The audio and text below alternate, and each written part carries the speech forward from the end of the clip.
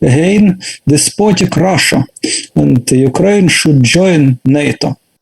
Then President of Russia, Vladimir Putin, wrote a long doctrinal article about historical unity of Russians, Ukrainians, and Belarusians as descendants of ancient Rus, which should stay together against supposedly hostile United States and the European Union. He emphasized that those who turn Ukraine in the enemy of Russia, quote, will destroy their own country.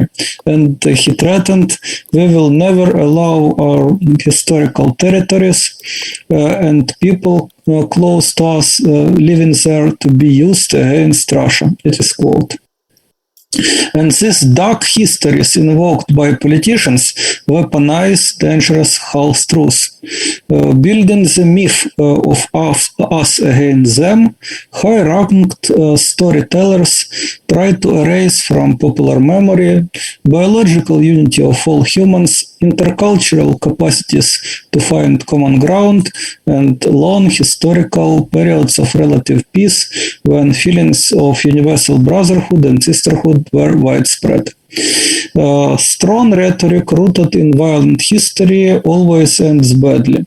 And when NATO launched missile defense system in Europe and welcomed planted aspirations of Ukraine and Georgia to become NATO members in 2008, Russia claimed post-Soviet sphere of influence by military force in South Ossetia and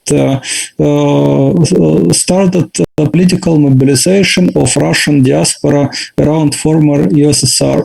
As I said, it was building of nationalist networks of Russian nationalism in eastern parts of Ukraine and of Ukrainian nationalism based on cultural ties with Ukrainian diaspora with the West. I will explain it for a while. People of Ukraine were cornered by these great power tensions and forced to decide what side should we take. And Ukrainian government took the side of West, and separatists took the side of Russia. In 2013-2014, admirers of Nazi-era ideologist of Ukrainian ultranationalism Stepan Bandera in Western-funded right-wing Ukrainian civil society networks, so-called Maidan movement, started series of massive protests and riots against former pro-Russian President Yanukovych, broke EU-Russia mediated agreement about peaceful transfer of power to pro-Western opposition, and pressured for prohibition of Russian language usage in local self-government bodies. Simultaneously, admirers of Soviet dictator Joseph Stalin in Russia-backed right-wing civil society networks, so-called anti-Maidan movement, rioted against strengthening pro-Western ultranationalist political elite, supported Russian military takeover in Crimea, and hybrid warfare in eastern Ukraine. And this hybrid war, of course, corrupted and blowed up usually peaceful spheres of life in Ukraine. These ruthless populist networks, far-right sentiments, propaganda of hatred provoked more and more bloodshed. Neo-Nazis fought on both sides of Donbas war. Russian national unity and Varyak battalion for separatists, pro-Russian separatists, and right sectors Ukrainian volunteer corps and Azov battalion for Ukrainian government. And returning home, combatants teach kids to hate, in summer camps to fight, and so on. it was a lot of propaganda in news, in internet, propaganda of hatred, usage of law, including international law. It is a great paradox that Ukraine and Russia are among the top violators of judgments of European Court for Human Rights, but both judgments sued each other in European Court of Human Rights for supposed violations of human rights. It is just use of international law for short-term political gain and very manipulative use of international law. And Ukrainian civil society was polarized and weaponized by the notions of exclusive identity awakened by the new Cold War. Ukrainian nationalists refused to tolerate any trade-offs to Russia, gathered rioting crowds against implementation of Minsk agreements, violently silenced opponents, and also right-wing proponents of Russia and Soviet past. Formally, they call for peace, but in fact, they call to take side of Russia in the new Cold War. President Zelensky was elected in 2019 because he promised peace, and many people believed that he will pursue peace by peaceful means, but instead he said that peace should be on our terms.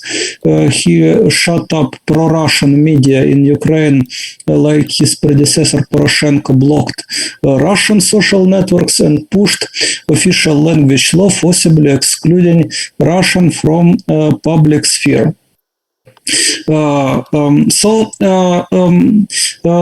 I describe these facts to explain how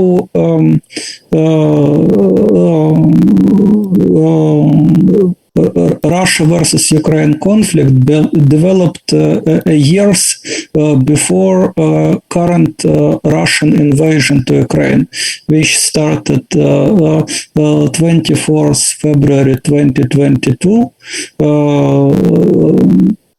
2 weeks ago, and it was a major escalation, and now we are on the brink of the next escalation, because Ukrainian government is pushing for engagement of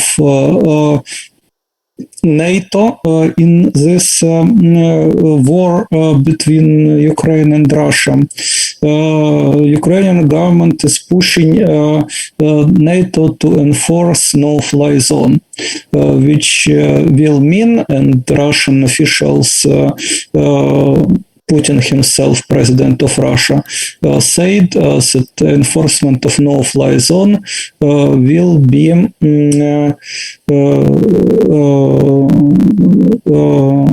entering into war all those who are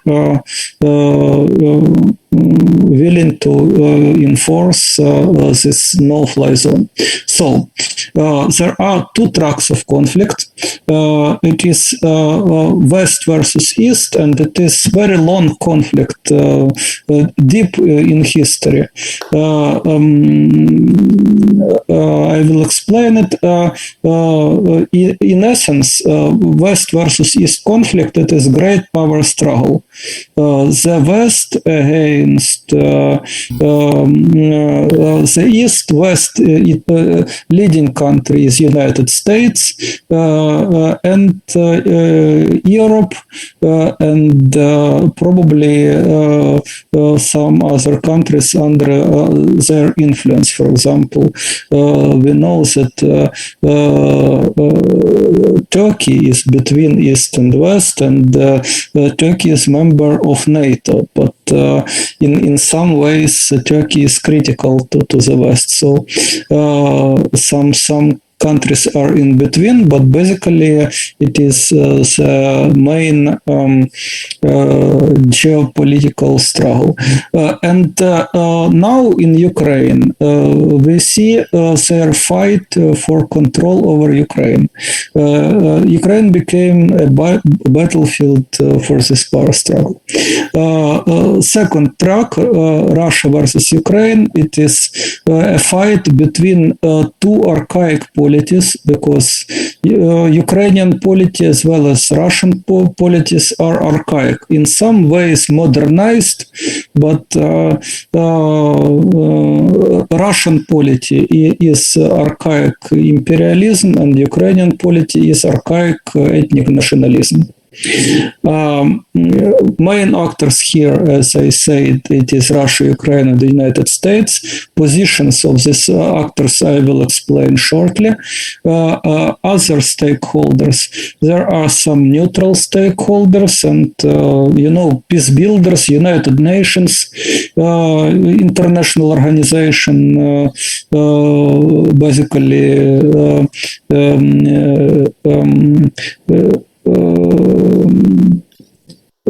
starting point of global government,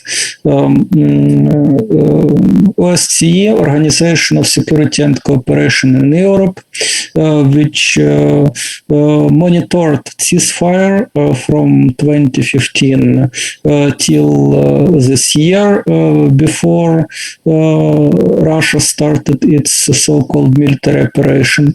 There are international courts. We have proceedings in European Court of Human Rights.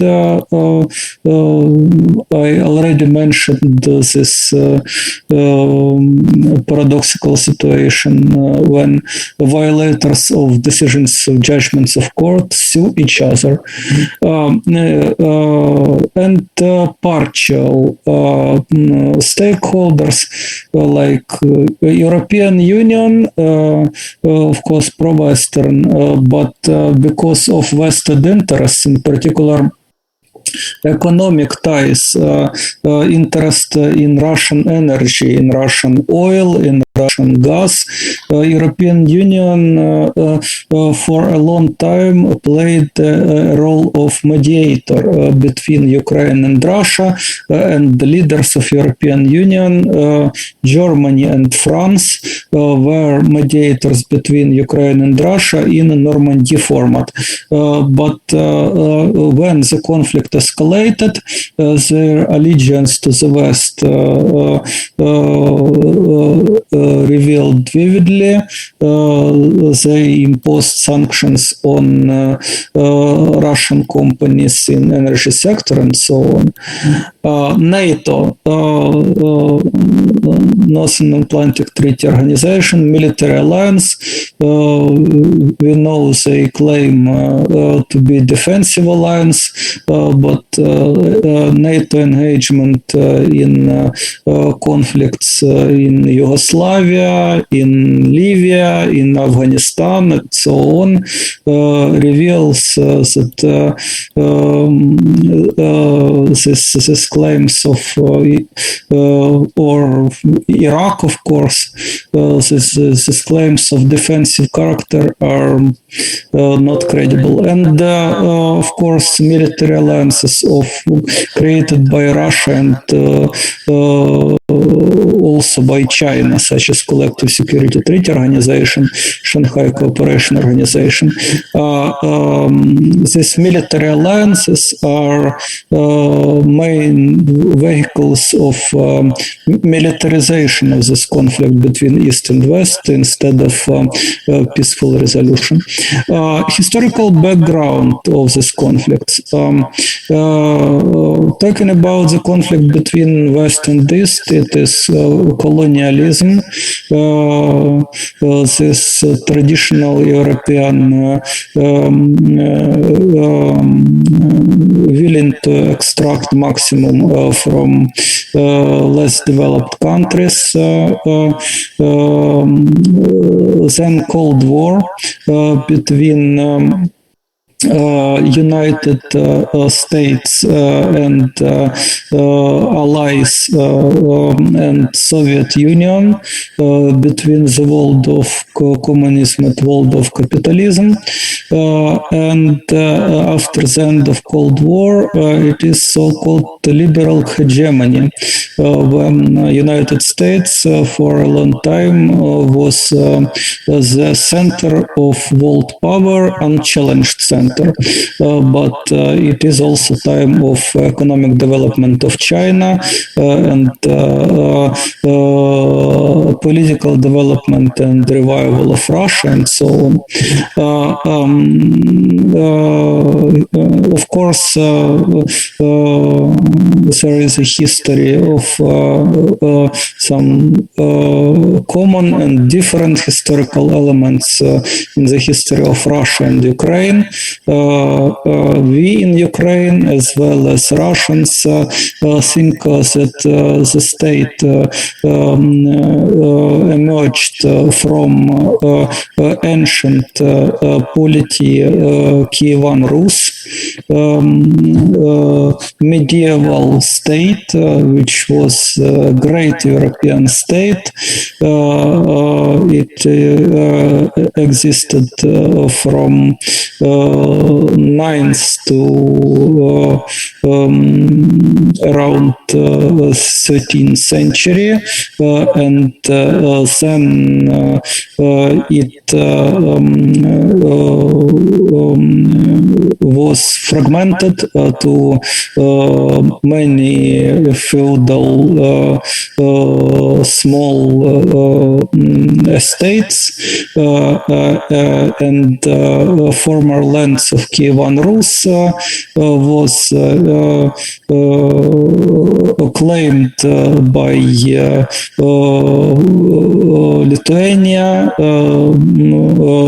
Grand Duchy, by Polish-Lithuanian Commonwealth when they created this Commonwealth. In Ukraine then emerged a new polity, very militarized polity of Cossack host, so-called Hetmanat, which allied with Russia and for a time lost its autonomy. Then in time of the First World War, after Russian Revolution, Ukrainian nationalists created Ukrainian People's Republic and successfully, for some time successfully, started negotiations with temporary government in Russia for some autonomy of Ukraine, and managed to achieve something, but then they were refused. Then Soviet Ukraine was created, and we have this common heritage of Soviet Union, but when Soviet Union was dissolved in Ukraine as well as in Russia, this common heritage of Soviet Union was widely criticized. But in Russia, this critics of Soviet Union was easily changed to nostalgia. In Ukraine, on the contrary, this heritage of Soviet Union is widely considered as problematic, negative heritage, like colonialist heritage.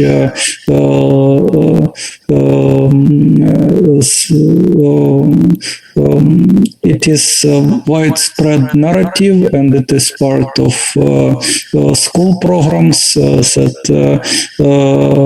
Russia enslaved free Ukrainian Cossacks, deprived us our independence, and so on and so on. And Soviet Union was a new form of Russian imperialism, and we should be happy that in the year 1991 we at last obtained independence. It is widespread narrative in Ukraine. So, of course, there are cultural ties which links Russia, Ukraine, and the West. Shortly about that. Language. For a long time, Ukraine was basically multilingual, Russian and Ukrainian, and Russian even more strong. Ukrainian nationalists usually say about it that Russia imposed its language, compelled people to speak Russian. Because of that, we should get rid of Russian language and so on. Such sort of anti-colonialist rhetoric was used to combating any Russian attempts to support Russian nationalist groups and movements in Ukraine. And Russia, this anti-Russian politics of Ukrainian nationalists, of course, condemned as forms of discrimination. And when conflict escalated, Russia started to use more stronger and stronger words. Discrimination, then attack on Russian people, genocide, and so on and so on. Religion. Orthodoxy is widespread religion in Ukraine, but a part of this Eastern Orthodoxy, we also have in Ukraine developed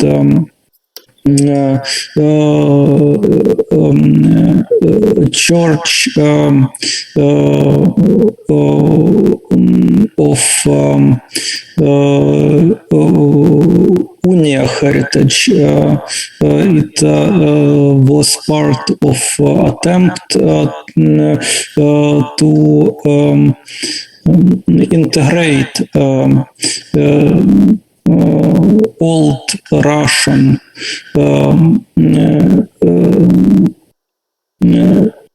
dukes, old Russian aristocracy into Catholic polity of Polish-Lithuanian Commonwealth.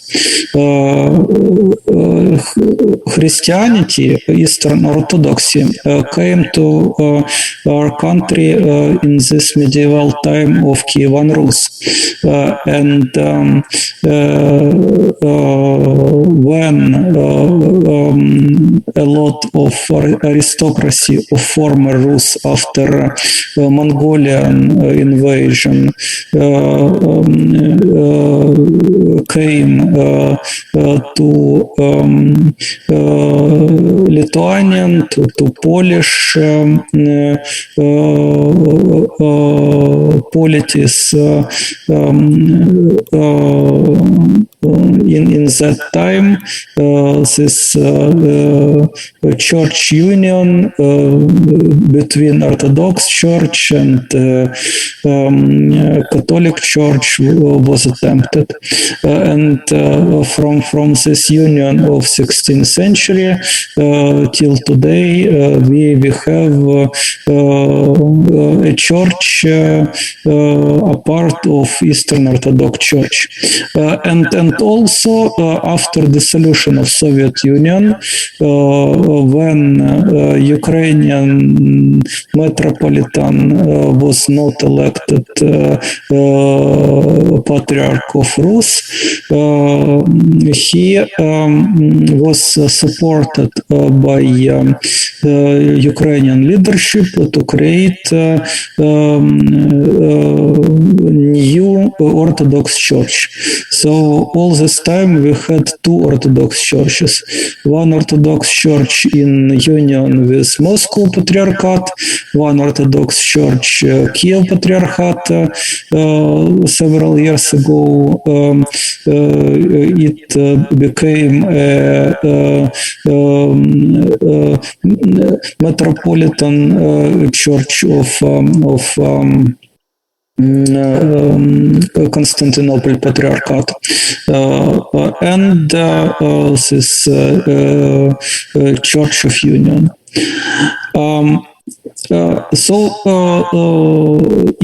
In Ukraine, more competitive religious environment, but basically in many ways it is political competitiveness, but culturally all these churches are in many ways similar. And some sort of creativity, some sort of religious new thinking is usually recognized as sects,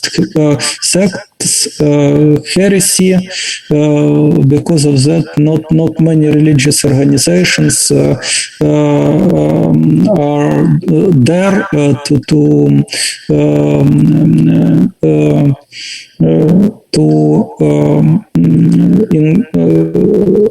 uphold and even to have strong ethical position concerning denouncement of military service.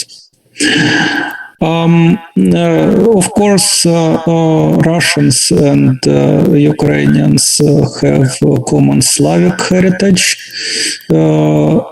and also it is a very significant factor.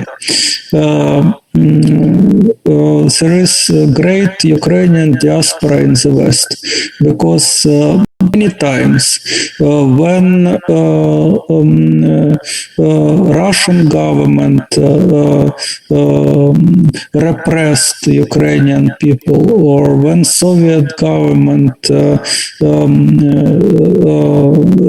repressed Ukrainian people, in times of change and turmoil, many people, especially wealthy farmers from Ukraine, before the First World War, just moved from Ukraine to America.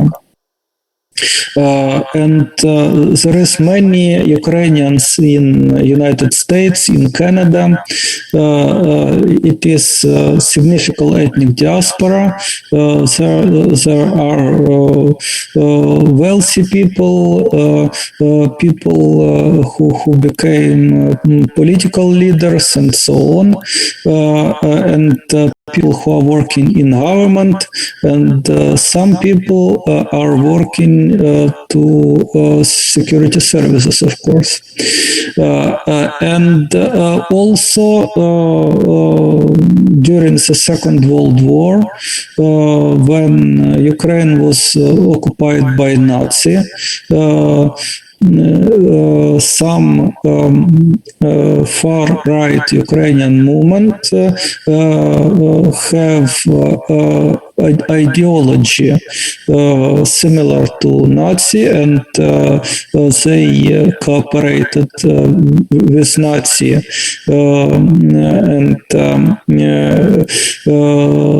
tried to create independent Ukrainian state with support of Nazi but Nazi refused them support. It was very specific story, and contemporary historians in Ukraine make a lot of efforts to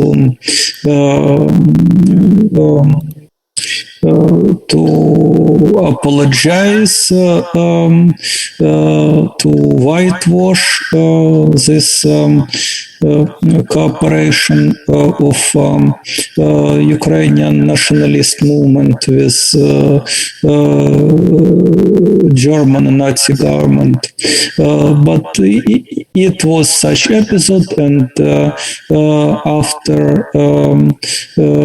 Third Reich lost Second World War, many Ukrainians who cooperated with Nazi or lived under occupation and didn't fight against Nazi,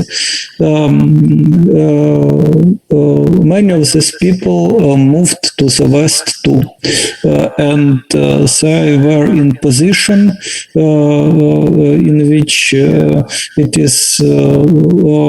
was easy to use them, because any intelligence service may come to such men and say, we have documents, you cooperated with Nazis, so you work with us, or you will be considered war criminal. And in such circumstances, some former far-right activists and fighters became, according to some documents, agents of Western intelligence to be used in the Cold War against government of Soviet Union. It is a part of more large, already entrenched Ukrainian diaspora, which developed in the West because of previous moving of the people during different turmoils and so on. So there are some indeed cultural ties which influenced on dynamics of current conflict. And in this conflict there were also such cultural elements such as Soviet militarism. For example, conscription. When the country have a conscription, it is more belligerent because it is easy for the leadership, especially authoritarian leadership, to mobilize people and send them fight. And what does it mean, conscription? It is also mean so-called military patriotic upbringing of people.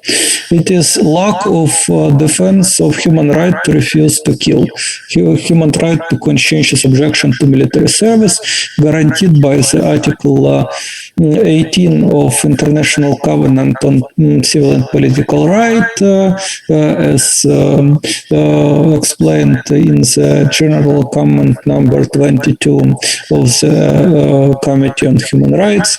And according to the 2019-2020 EPCO annual report Conscientious Objection in Europe, those who refuse to kill have a little chance to legal recognition and protection of their beliefs during conscription in Ukraine and in Russia, not to say in separatist People's Republic of Donetsk and Luhansk. Alternative non-military service arrangements are hardly accessible, discriminatory and punitive in nature, both in Ukraine and in Russia.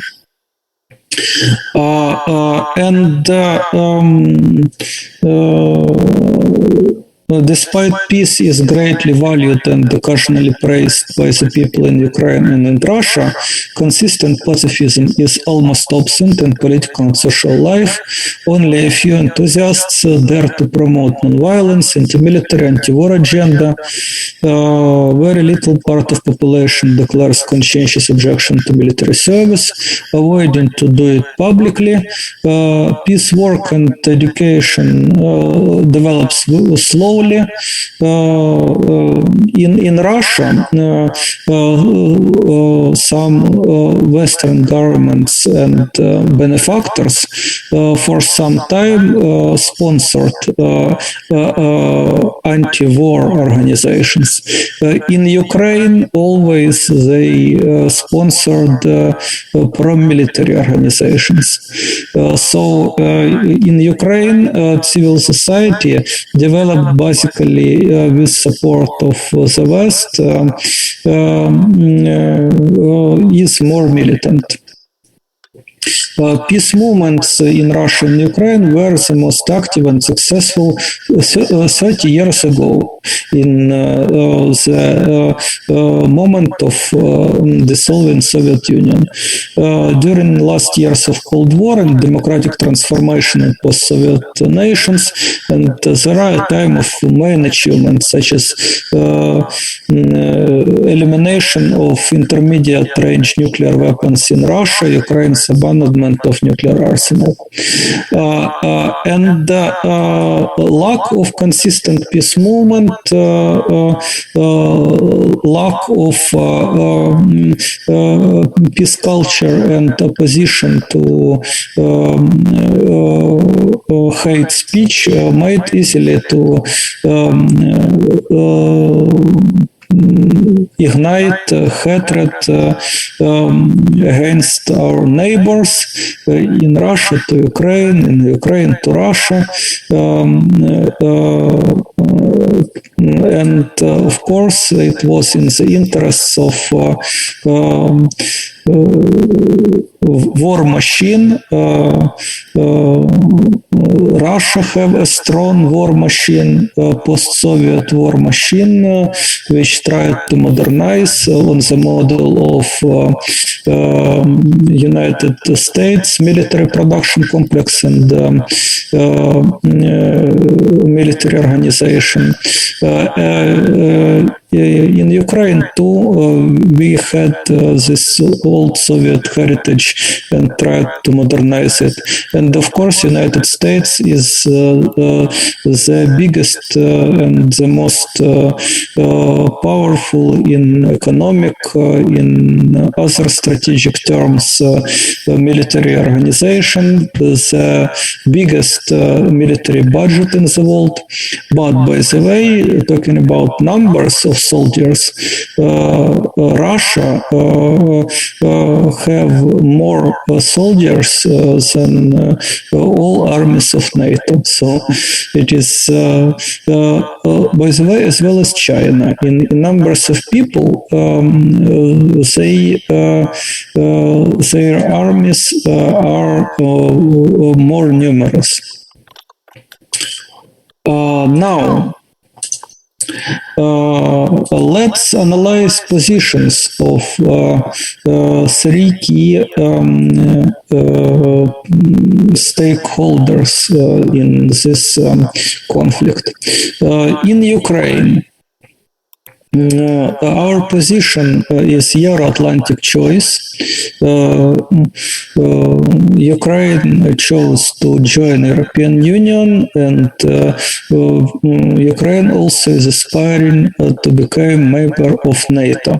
And this expansion of NATO, as I said, is part of conflict. It bothers Russia a lot, and it goes against Russia Russian strategic interests and Russian understanding of their security. Also, Ukrainian position, sovereignty of Ukraine over Donbas and Crimea, and cessation of ties with Russia and following punishment of Russia for imperialism and war crimes. It is current position of Ukraine. Position of United States, leadership in the international order established by military alliance of Western democracies, support of Ukraine and Western choice of Ukraine, accountability of Russia for attacks on Ukraine and other challenges to international order.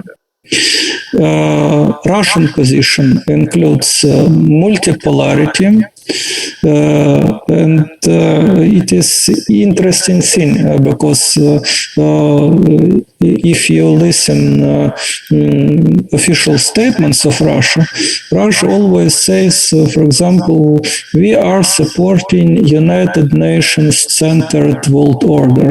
We are proponents of UN Charter, which our opponents usually violate. But in a common declaration of Russia and China, you can read interesting things that are part of this promotion of United Nations centered system. Russia and China also proclaimed that their eternal strategic alliance will include development of Shanghai Cooperation Organization as a new center of power. And strategic cooperation here means, of course, military cooperation. I will explain meaning of this shortly. Now, a part of this multipolarity, which is challenge to United States hegemony, and basically Russia just is copying bad behavior of United States. United States, instead of strengthening global governance in United Nations, started to create military alliance and compete for global hegemony, and Russia and China are establishing this continental hegemony too. They are copying behavior of United States. So it is about multipolarity. It is in logic of conflict between the West and the East. This great power struggle on the battlefield Ukraine. More close to battlefield Ukraine, it is security concerns in post-Soviet region.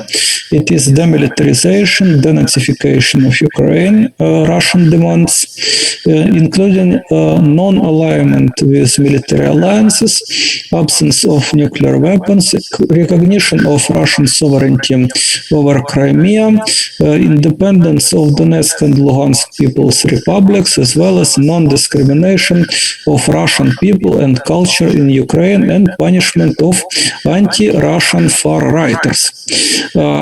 What needs and values are behind these positions? Because it is, of course, very deep contradictory positions. And I will argue that these deep contradictions should be resolved on the basis of interests and values of the people represented by states, by national leaders, on the basis of needs of the people and markets of the planet in global governance, for universal peace and happiness on earth, free from armies and borders. Listening presidents, for example, President Biden of United States claims that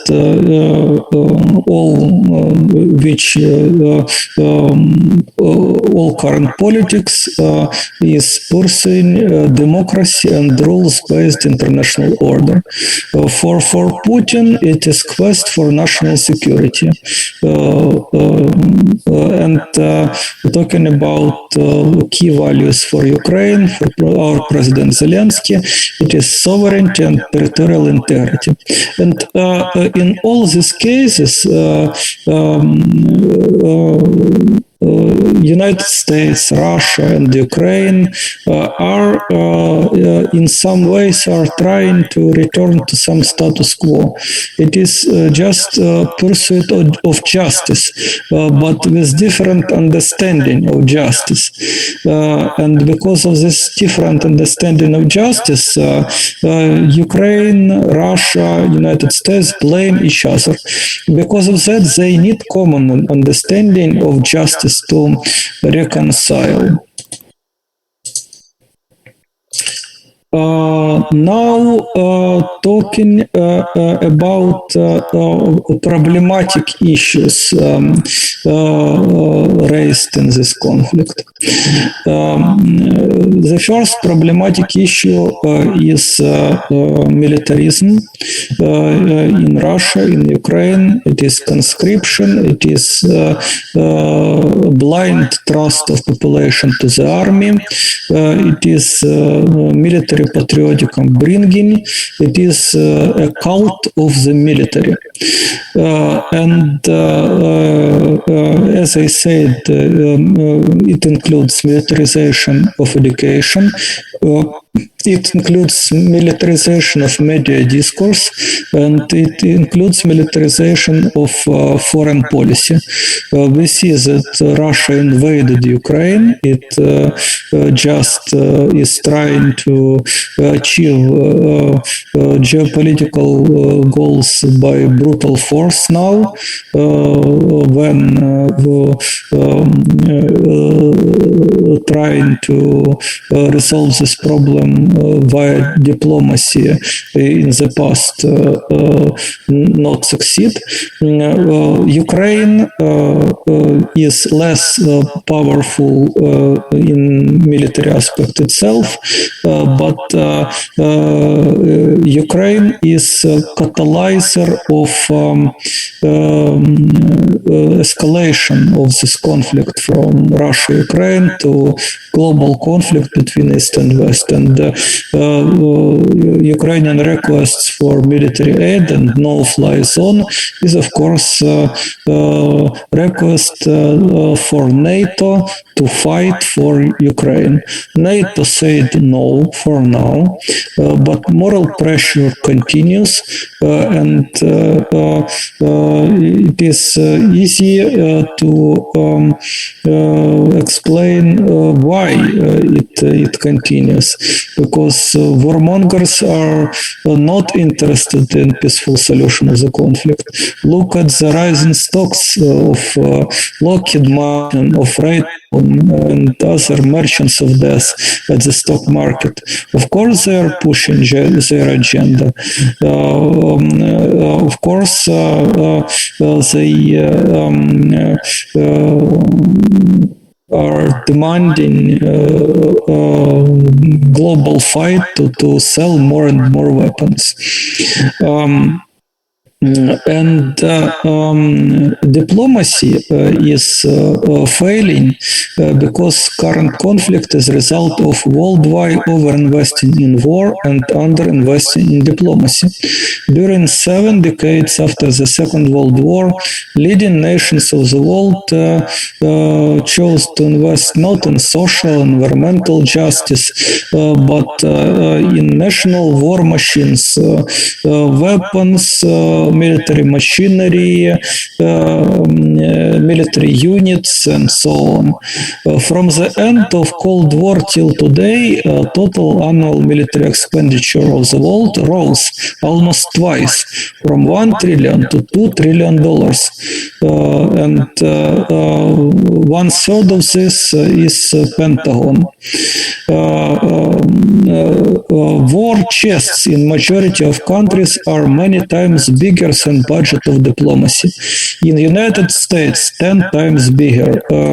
Annual military budget of United States near 700 billions. Budget of diplomacy, including foreign aid, from 60 to 70 billions. In Germany, 1 to 10 to this proportion. In China, 13 times bigger military expenditures than diplomacy. In Russia, 20 times bigger. In Ukraine, budget of the Ministry of Defense 24 times bigger than budget of Ministry of Foreign Affairs. Of course, if you invest in war instead of peace and friendship, no wonder you have a war. But only such rare form of geo-economic enterprise as the nation-state invests so intensively in violence. In fact, global market emerged from non-violent global trade. The most vast majority of economic actors, like simple people, are profiting from non-violent activities, like doing their job and sustaining their families. And they need peace on earth, while nation-states, and especially so-called great powers, imperialist nations, profit from systemic violence of large scale. They impose overtaxation on people to sustain enterprise of war. And war machine cuts and squeezes global human relations to profit for profit of small circle of owners of war machine.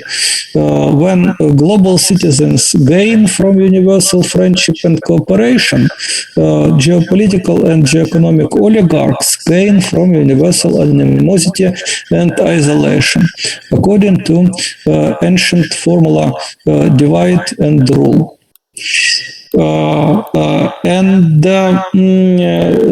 The sanctions which the West and the East are imposing on each other in outcome of battle between the United States and Russia for control over Ukraine may weaken but will not split the global market of ideas, labor, goods and finances. Global market will inevitably find a way to satisfy its need in global government. Question is, how civilized and democratic will be the future global government? And military alliances aimed to uphold absolute sovereignty are promoting despotism rather than democracy. When NATO members provide military aid to support sovereignty of Ukrainian government, or when Russia sends troops to fight for self-proclaimed sovereignty of Donetsk and Luhansk separatists, you should remember that unchecked sovereignty means bloodshed, and sovereignty is definitely not democratic value. All democracies emerged from resistance to bloodthirsty sovereigns, individual and collective. War profiteers of the West are the same threat to democracy as the authoritarian rulers of the East, and their attempts to divide and rule the earth are essentially similar. All conflicts should be resolved at the negotiation table, not at the battlefield. International law demands it, and there is no other plausible way to solve disputes emerging from the 2014 violent power grabs in Kiev, Crimea and Donbass, following 8-year bloodshed by Ukrainian and pro-Russian forces, and recent Russian aggressive militarist attempt to undo regime change in in Ukraine. Public outrage provoked by the war of lies is growing, while all belligerent parties are making all sorts of noise to deceive the whole world, blaming each other, refusing to admit their own misbehavior, whitewashing their war efforts contrary to common sense. But instead of breaking the last bonds of humanity out of rage, we need more than ever to preserve and strengthen venues of communication and cooperation between all people on earth, and each individual effort in this regard is important.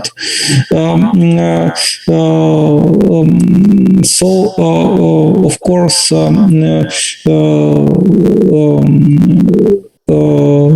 trying to proceed with second track diplomacy with talks directly between people is great issue, but sanctions are impediments in cross-border cooperation between the people. Of course, there are still many venues, communication, some shady economy, and so on. Other problematic issues, censorship and disinformation in Russia, Ukraine, and the West. Russia, Ukraine, and the West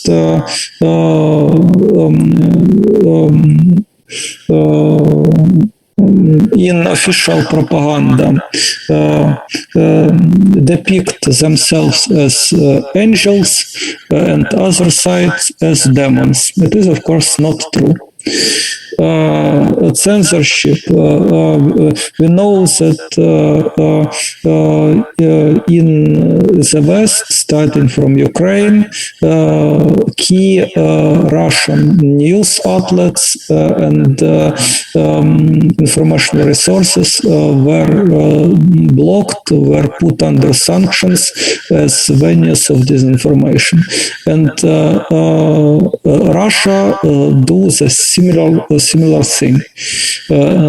Now we know in Russia social networks are blocked, and they had Roskomnadzor, this censorship agency, for a long of time, and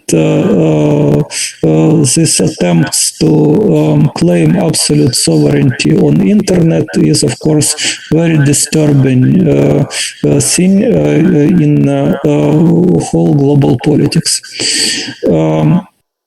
We have hard humanitarian situation because there are 1.7 millions of refugees and more than 2,000 of people killed just during these 2 weeks after Russian invasion to Ukraine, including 52 killed children, and a lot of people are wounded. But before of that, we should remember that this conflict have a history, and during previous 8 years, 14,000 of people were killed already, and there were 3 million of refugees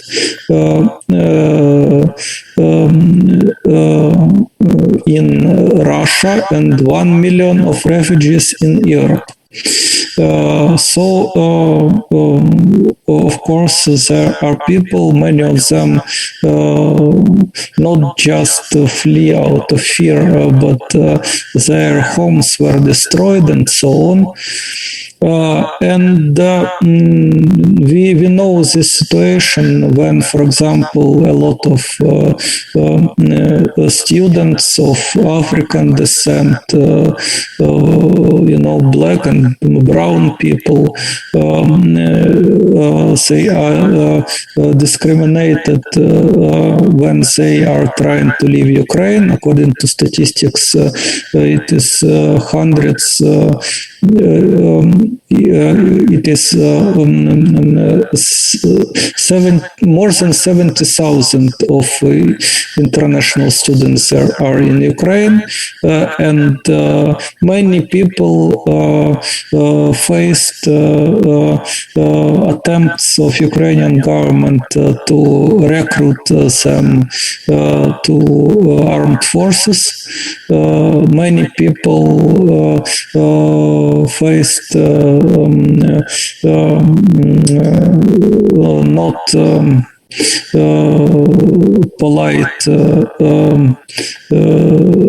receipt at the border and in European countries when leaving Ukraine. So it is, of course, a problem which was noted by international media, by the UN, and so on. We have this problem of radical nationalism in Ukraine and in Russia too. As I said, neo-Nazi were on both sides of this conflict, and so many talks about Nazism in Ukraine and in Russia. Ukrainians are calling Russians fascists, and Russians calling Ukrainians fascists.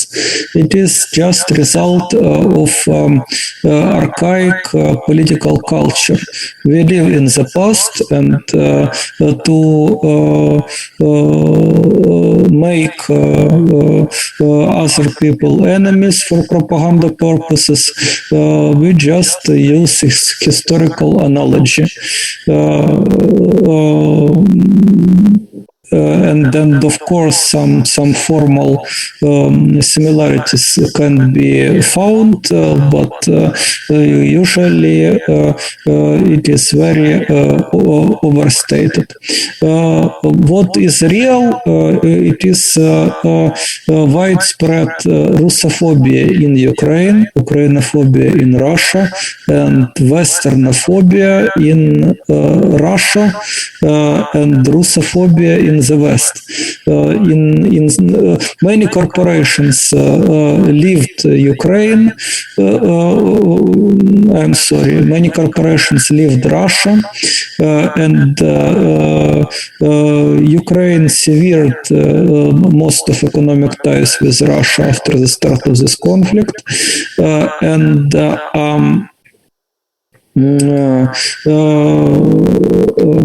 I saw that even Russian dishes like vodka or пряники is banned by some corporations in the West which traded it in the past. Political corruption is spread in the world, and in this conflict it have a great impact. It escalates conflict. War profiteering, authoritarianism, this easy imposition of censorship, propaganda of war, and so on. It is part of political corruption. And war profiteering is factor why West more and more is involving in this conflict. Failure of diplomatic solutions and current negotiations. We had Minsk agreements. It is solution achieved when in 2015 Ukrainian government tried to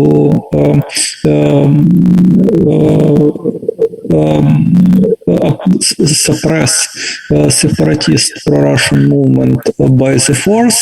Ukrainian government lost militarily battle under Debaltseve and in other arenas of fight, and to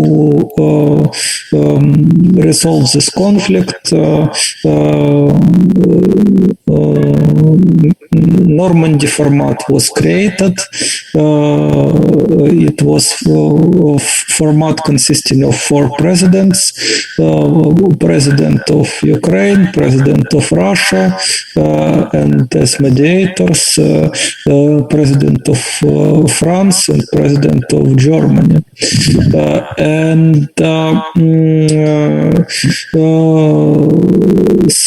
Solution for this conflict in 2015 was to give autonomy to Donbas. Donbas remain in Ukraine, but it will have a right to preserve Russian culture, cultural, economic ties with Russia. And this Minsk agreements for a long time was recognized, and even now it is recognized according to the resolution of United Nations General Assembly, which condemns Russian military operation in Ukraine. This resolution also calls for compliance with Minsk agreements. But Minsk agreements were understood differently by both sides. And the first problem was even ceasefire was not implemented strictly. As I said, O.S.A. many times recorded violations of ceasefire by both sides, and there were some exchanges of prisoners of war, but political resolution was not considered seriously in Ukraine, and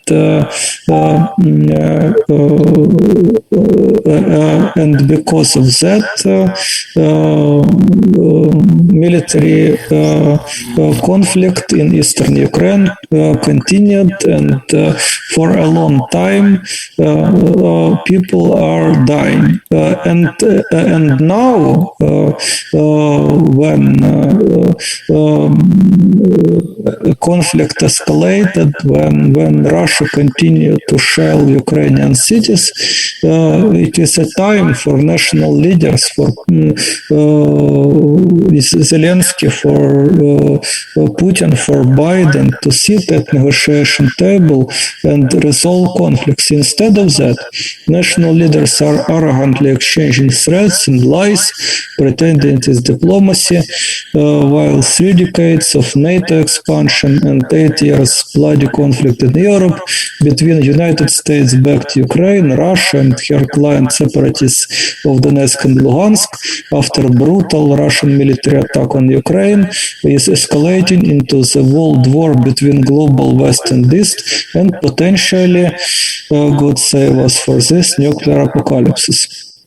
Instead of failing to de-escalate and earning condemnation or extinction of contemporaries and next generations, Presidents Putin, Biden, and Zelensky should negotiate sustainable peace in good faith. This simple idea itself today is under attack. When national leaders exchange threats, strikes, and ultimatums, calling each other war criminals and corrupted autocrats, when they don't stick to their words, play for time, manipulate, and distrust each other, turning negotiations into military stratagems, it is a serious obstacle for negotiations.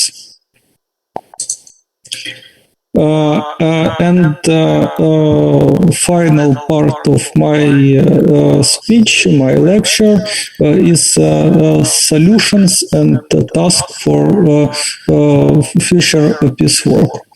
Of course, despite we have this irresponsible, belligerent leadership, because of status of leaders and of the state as representative of the people, because of responsibility of leaders before national and global civil societies, I believe it is still possible to make them engage in peace talks seriously and in good faith, on the basis of common public interests, instead of fighting for mutually exclusive positions. Let's separate people from the problem, which I already described.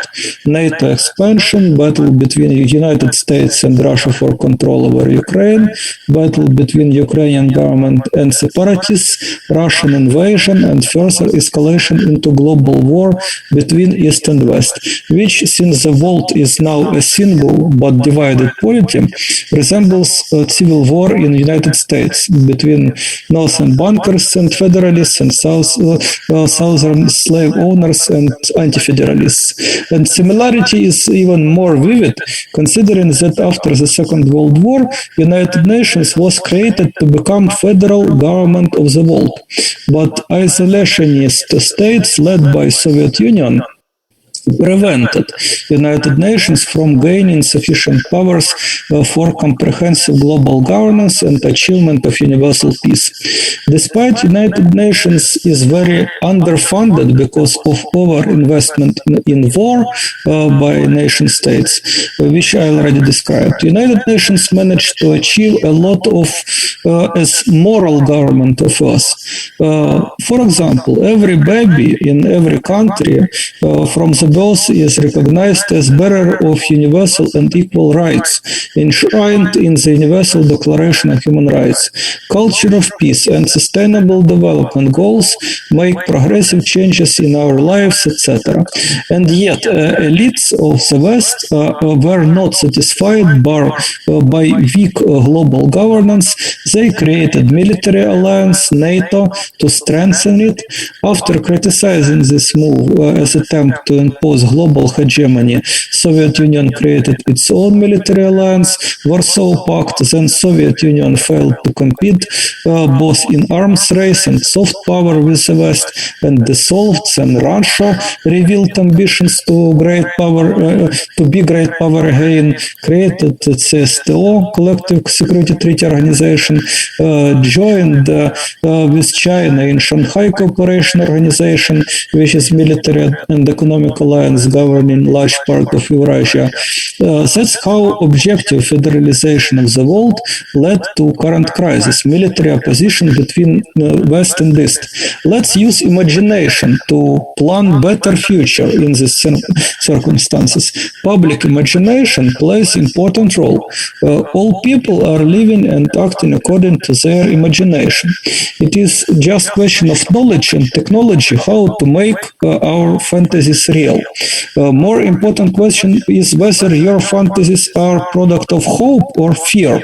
Focusing on fear, you create reality of war, while focusing on hope, you create reality of peace. Both choices are real. Why choose fear and suffer and make others suffer? I prefer to choose hope and enjoy my life with all fellow humans. I believe all of people should have strengthened and promote hope for better future.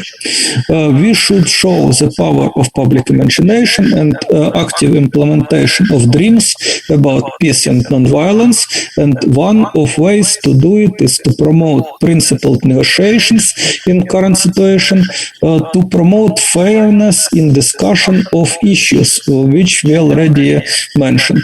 Consider, for example, issue of democracy. Putin thinks we have democratic legitimacy. Putin thinks he is a democratic legitimate leader because he was elected and he has high approval ratings. Biden and Zelensky deny it and treat Putin as autocrat and legitimate leader because because of political repressions and top-level corruption in Russia. After Putin's invasion to Ukraine, Biden refused to talk with Putin but claims he is not enemy of Russian people, still imposing severe economic sanctions in Russia. This, of course, is hypocrisy, deception of people. It should be stopped, as well as hypocritical overappraisal of democracy in United States, where partisan polarization and extremism impedes any meaningful dialogue on public issues, not to say in Ukraine, after systemic human rights violations and oppression of free speech, especially of pro-Russian character and in Russian language. Instead of using lack of democracy as pretext to attack each other, all political leaders should admit serious problems with democracy in their polities and work on development of democratic institutions. In the same logic, Putin should stop calling Ukraine failed state. Nation state was designed as institution of universal peace, and because of that, every state engaging in war is failed state. Political leaders should admit that this failure and take responsibility to stop the war by non-violent means. Furthermore, I believe the idea of nation state itself is failed idea, and I have a reason. History shows it is impossible to achieve peace by cultural unification of any people within strict geographical borders. Instead of enforcing national security within and beyond such borders, national leaders should facilitate transcendence of nations into the people of Earth, united in diversity. Putin is close to this, claiming Russians and Ukrainians are one people because of historical ties, but it is half truth and, of course, half lie. To explain why, I will quote Herbert Wells, his outline of history.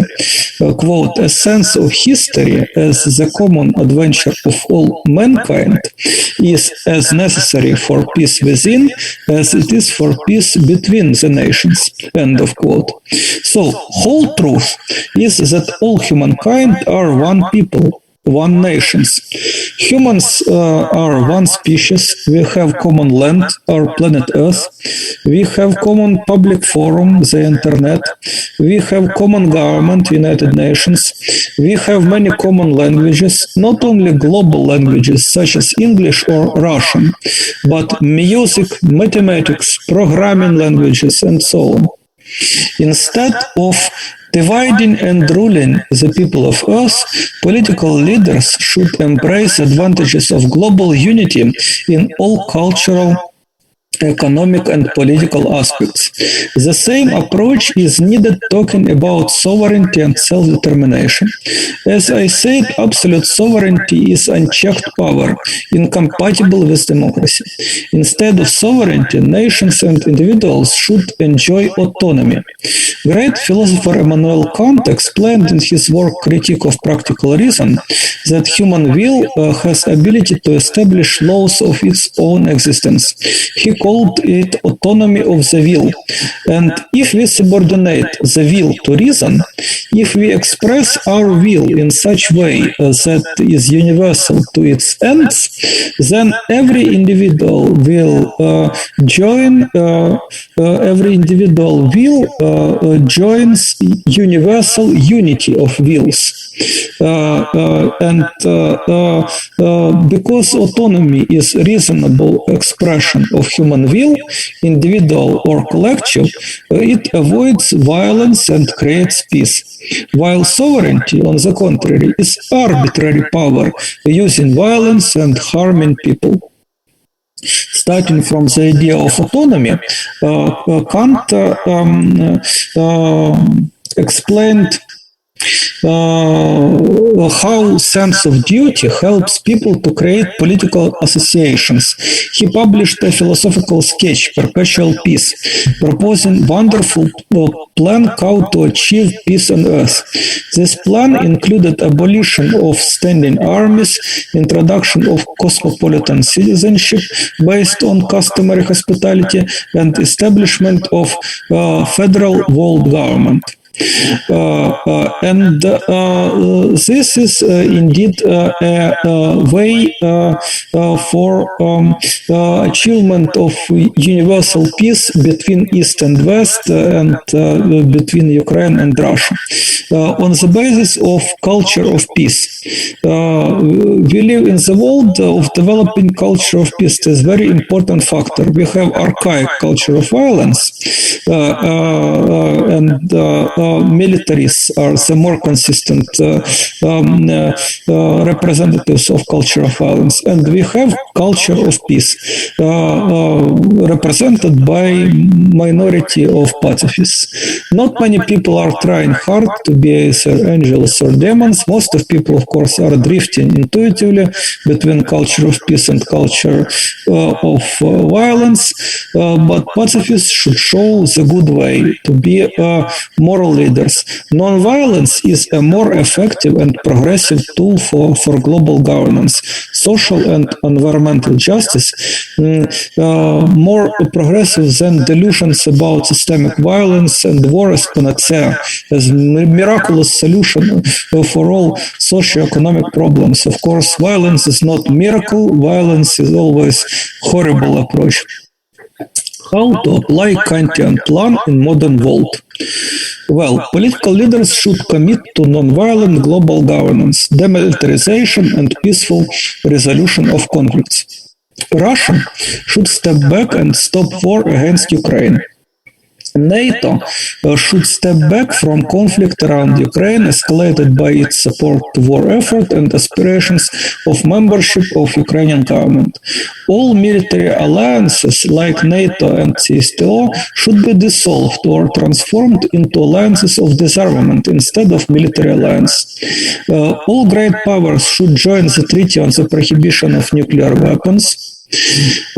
All great powers should commit to non-violent global governance based on peace culture, universal communication and cooperation instead of doomed to fail efforts to impose their hegemony, global or regional, by brutal military force. Ukraine should not side with any bellicose great power. Our country should be neutral. We need to demilitarize, abolish conscription, settle peacefully territorial disputes concerning Crimea and Donbas, and contribute to the development of future non-violent global governance instead of trying to build a 20th century fashioned nation state armed to the teeth.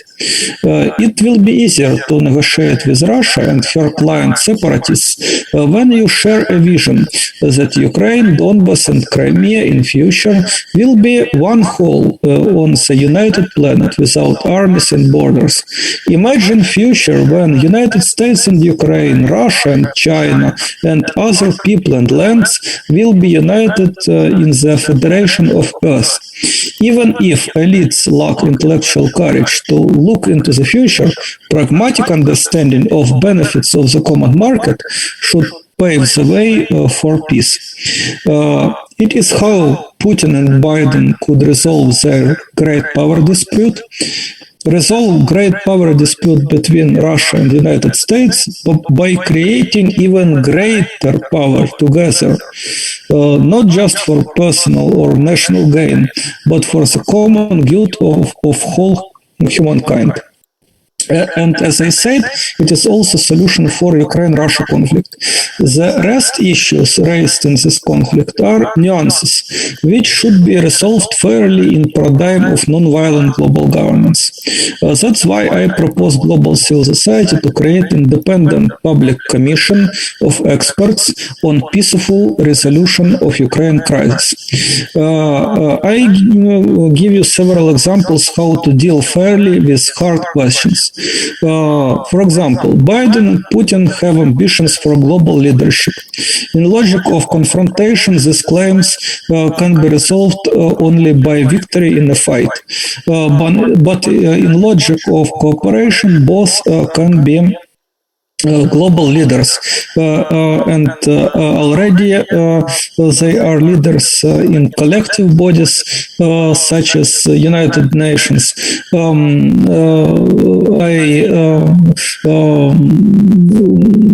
recall ancient Rome. In ancient Rome, when they got rid of king and created a republic, they regularly elected two consuls for prevent usurpation of power. And it could be naturally to create a collective body of global governance with two consuls as collective presidency, one consul for East and one consul for West. Why not? When Putin asks demilitarization and denazification of Ukraine, it will be fair to demand demilitarization and denazification of Russia in return. Both countries have conscription which cripples youth, so get rid of conscription. Admit honestly that current approaches to national security of Ukraine and Russia resemble Hitler's policies of violent nationalism, exceptionalism and expansionism, political dictate in cultural sphere and primitive agenda of fight for survival against internal and external enemies, even if majority of respectable officials doesn't participate in torchlight processions. Admit that both countries have Nazi-styled militarism and neo-Nazi fought on both sides of war between Ukrainian government and pro-Russian separatists. To give examples, I already did it. Varyak battalion and Russian national unity on Russian side, and Azov battalion and right sector in Ukrainian side. Admit that Ukrainians call Russians fascists and the Russians call Ukrainians fascists because both nations have archaic political culture. We stuck in the past, and while we are right when blaming Hitler and Nazi, we are not right when we don't blame cruel contemporary enforcers of outdated delusions of Westphalian sovereignty and Wilsonian nation state. This concept from the past should be reformed. We should mention also current half solutions. What is their place in the great plan of nonviolent global governance? Many efforts were put into development of these solutions. United Nations, great solution. It should be strengthened and reformed into global government. Minsk agreements are good temporary solution, and for Putin it is like solution, but it is not solution for Zelensky. But maybe Zelensky will accept that it is temporary, and temporariness maybe compromise here. The escalation may include genuine compliance with them temporarily, but overall many hot issues may be decided later. Today, the main task should be negotiate ceasefire. It is difficult since Russia and Ukraine are hardly complying even with agreements on humanitarian corridors. To change this self-destructive willing to fight to death, all sides need incentives. What incentives? For example, guarantees that all their concerns will be addressed in future. So at the direct negotiations between Presidents Biden, Zelensky and Putin, hypothetically, I hope such negotiations are possible. At these direct negotiations, they may agree to hold all military operations and agree also that from the start of this ceasefire, also political process should start. Public global dialogue on future peace planning. And all interests expressed by the presidents should be included into the agenda of this dialogue. Independent public commission of experts, which I proposed, independent expert commission on peaceful resolution of Ukraine crisis, should be involved in this peace-building dialogue. As I said, it is important to change discourse of fears about future, change discourse of fear to discourse of hopes for better future, to stop the war. And to conclude, what we can do. I told a lot about this peaceful solution, which can be negotiated with help of experts, probably with such peace builders as peace scholars, and of course there are some experts who know the situation. But generally, what can do world peace movement in this situation? There are three ways how to help the cause of peace in such circumstances. Firstly, we should tell the truth, that there is no violent way to peace, that current crisis has a long history of misbehavior on all sides, and further attitude like we are angels and we can do whatever we wish, and they are demons and they should suffer from their ugliness.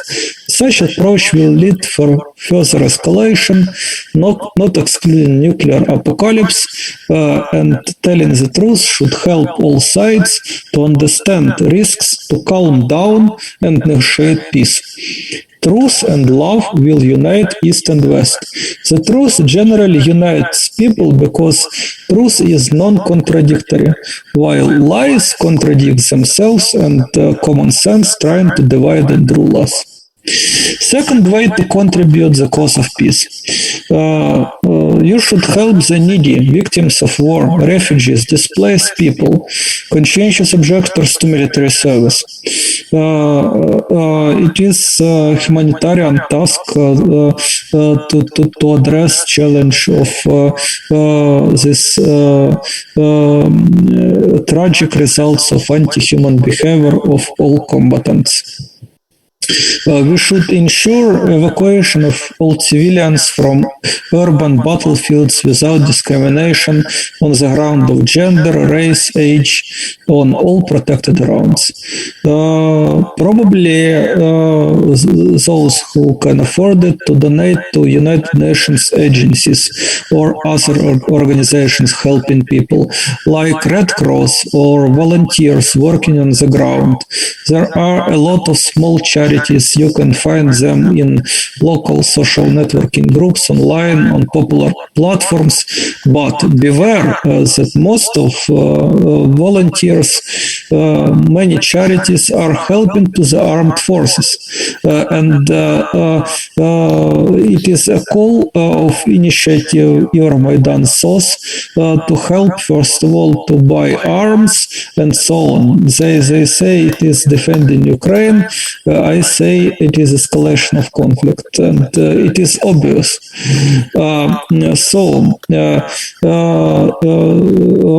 Before any donating to any charity, to any initiative helping people in Ukraine, you should check their activities and ensure you are not donating for weapons and more bloodshed and escalation. Also, thirdly, last but not least, people need peace education and need hope to overcome fear and hatred and embrace non-violent solutions.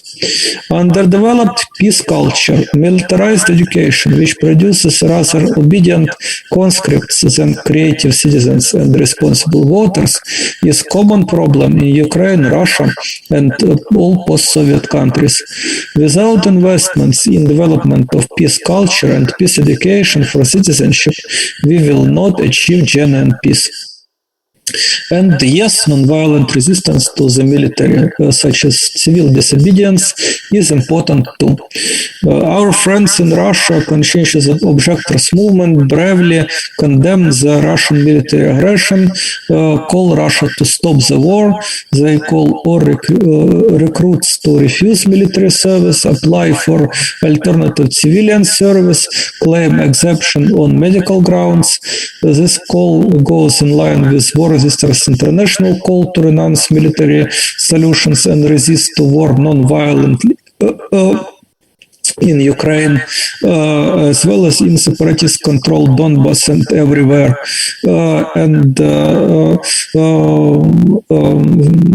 I was disappointed and at the same time proud when I heard in German media, Ukrainian media just can't report this because of ideological bias. German media reported this situation that two young men in Lviv declare they are pacifists and they will not fight, and they are trying to go to Europe, but they can't because in Ukraine martial law is proclaimed and all males in the age from 18 to 16 are called to military service. It is hard time for conscientious objectors to military service. So I am proud that some people in Ukraine, my compatriots, in such circumstances are declaring conscientious objection, declaring they are pacifists, but of course it is disappointment that their rights are violated.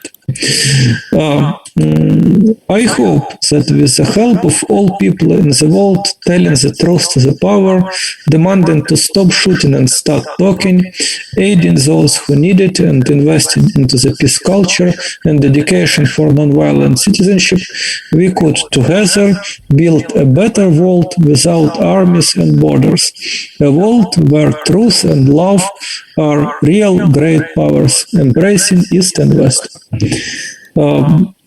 I probably overused my time, sorry for that, and I am ready to answer any questions. Yeah, thank you so much, Dr. Yurii. We will entertain a couple questions from the floor, although there are many questions posted in the chat box before we go. Could we ask for somebody if you want to speak out and raise your questions? Dr. Yurii had comprehensively covered a lot of issues, and some of the questions you raised might have been discussed. Okay, so while we're waiting, let me raise Monmon's question. Will negotiations stop the war? Zelensky already stated that he's giving up his desire to join NATO because it's not happening. So he made that statement. So, Yurii, what do you think? Will the talks stop the conflict, and is that the right path? I think it is manipulation and part of some sort of propagandist play. Zelensky is a leader which is very pro-Western and pro-NATO. Now he says such things to make moral pressure, or probably because Zelensky is not very independent player. On the contrary, some people believe he is a talking head and political agent of oligarchs like Kolomoisky and Pinchuk, for-profiting oligarchs. So probably it is even technology specially developed exactly for this effect to probably even with in cooperation with Western Atlanticist experts, because it is usual tool in this so-called moral crusading in the West to make a bold statement, to make some people feel guilty or inflict create even more strong feelings, appeal to feelings. It is part of populist culture, and warmongers in their propaganda all this populist trickery use masterfully, and this claim, we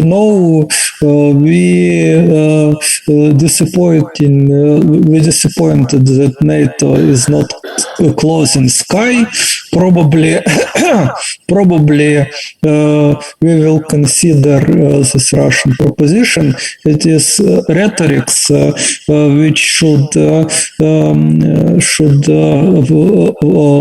provoke people in the West to support the engagement of NATO in current conflict, and also it is rhetorics addressed to decision makers in NATO to press faster adoption of Ukraine into NATO. I think it is more likely. Thank you. Yurii is giving a very well-balanced account. There are no angels in this conflict. Not NATO, not U.S., not Ukraine, not Russia. And oligarchies everywhere at fault, including war profiteers all over. Could you expand? This is one issue raised by Tom on war profiteers and how all oligarchs all over the world benefit from the crisis.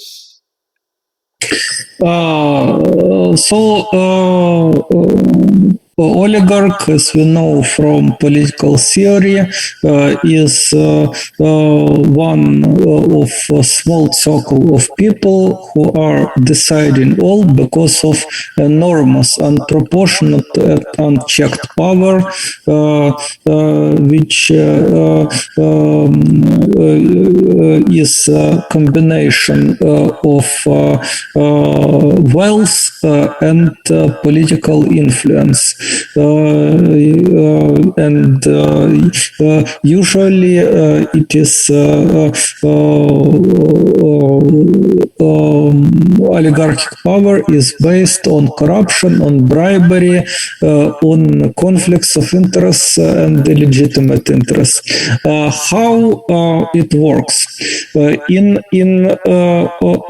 autocratic countries, in circumstances of tribalism and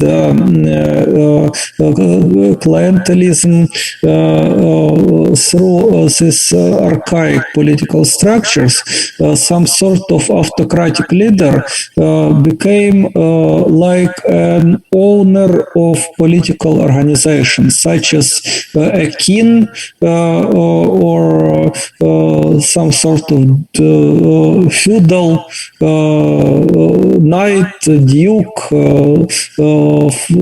from Middle Ages.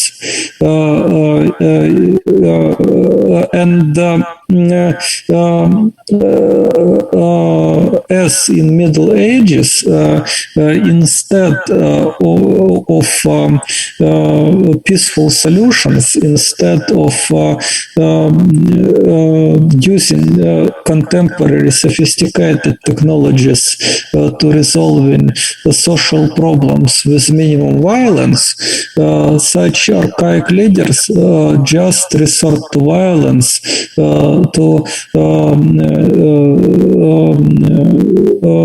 when they see any problem, they think that with violence they can easily solve it. Of course, results are not like they expected, but this archaic approach just helps such autocrats to keep some wealth and political power and to remain wealthy and powerful people to some moment when their oppression became intolerable and people just riot. And it can be, in the best case, non-violent riot, civil disobedience, because, of course, violent regime change in any political entity will hardly bring people better life. Non-violent political change is perspective. Violent political change is usually have not pleasant results. But in any case, it is in nature of people to riot against oppression, and oligarchic leaders in autocratic policies where oligarch just became some sort of national leader, they increase their wealth, pursuing politics of oppression, politics of expansion, politics of hatred and animosity, and so on.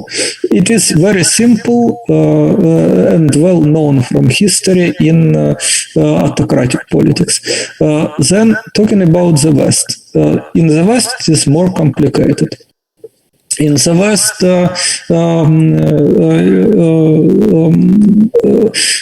public politics is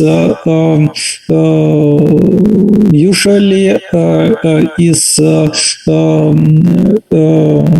developed and includes some sort of checks and balances and different structures, the media, the courts, some sort of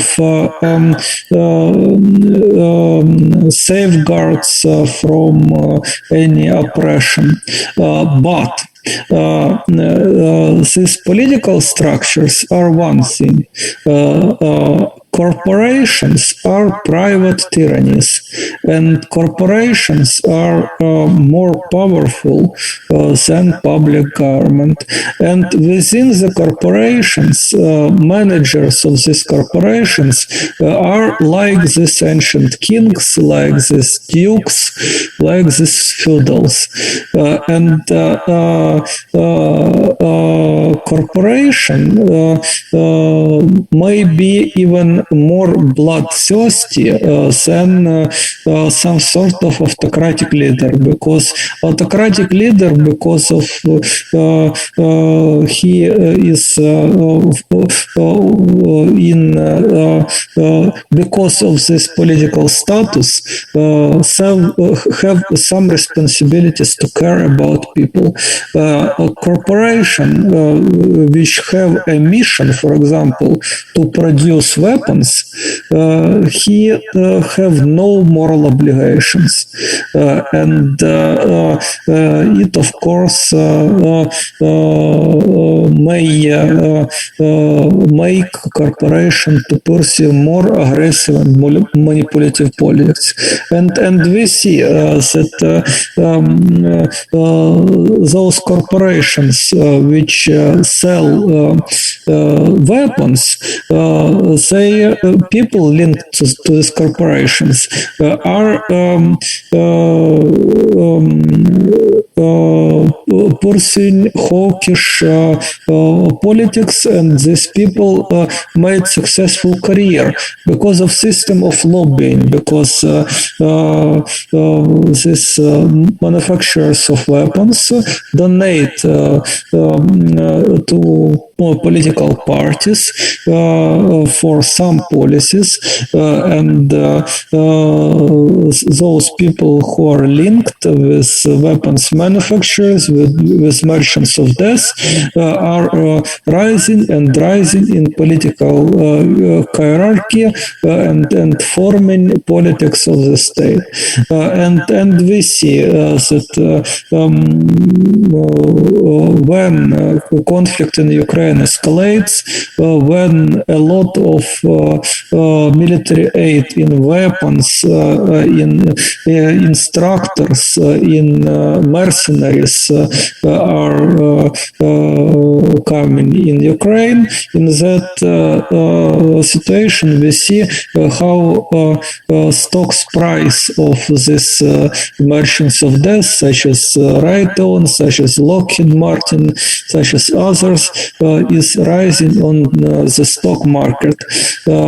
It is, as I said, a little complicated in the West, but essentially, as I said, merchants of death in the West are the same threat to democracy, to the interests of people, to our right of peace, to development, the same threat as autocratic leaders.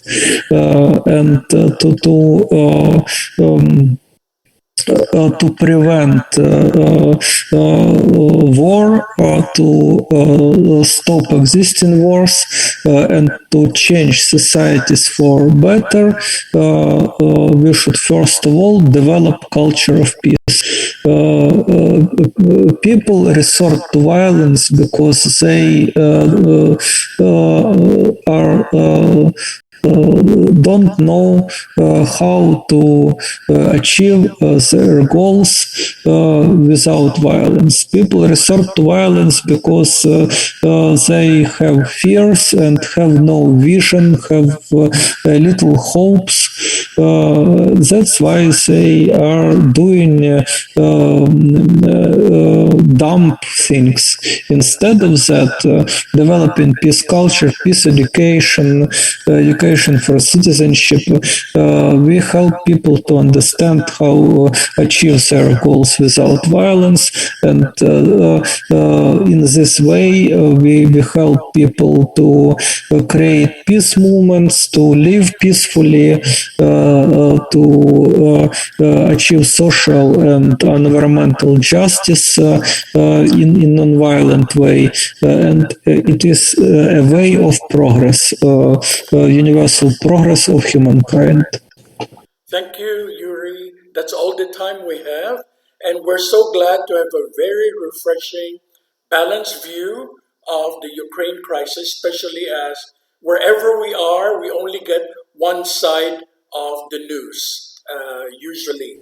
And Dr. Yurii has given us a deeper understanding of the Ukraine crisis, from history to economics, politics, culture, military, all aspects regarding the crisis right now, including the refugees and racism, the causes of the conflict, its consequences, and the tasks ahead. So this is a very refreshing view for all of us, especially in Asia, as we only get one source of news usually from the 3 or 4 media conglomerate. So now we know from you that no one is an angel. Everyone has some culpability in the Ukraine crisis. And before you go, would like to inform you, 2 weeks from now, March 24, we will have a peace studies present on the current situation in the refugee camps, where 1 year after the coup in Myanmar. And before you leave also, could you fill out, if possible, a survey? Dr. Lee, if you could do it, please. There will be 2 questions, one about the expertise of Dr. Yurii, of course, and secondly, on if you have learned something new. And this will be not for the course, it's written there for yourself. To what extent have you learned something? Thank you. And we hope for the health and peace and well-being and safety of Dr. Yurii, his family, and his loved ones in Ukraine. Thank you. You have parting words, Dr. Yurii, while people will try to fill out the survey. Dr. Lee will put it on the screen.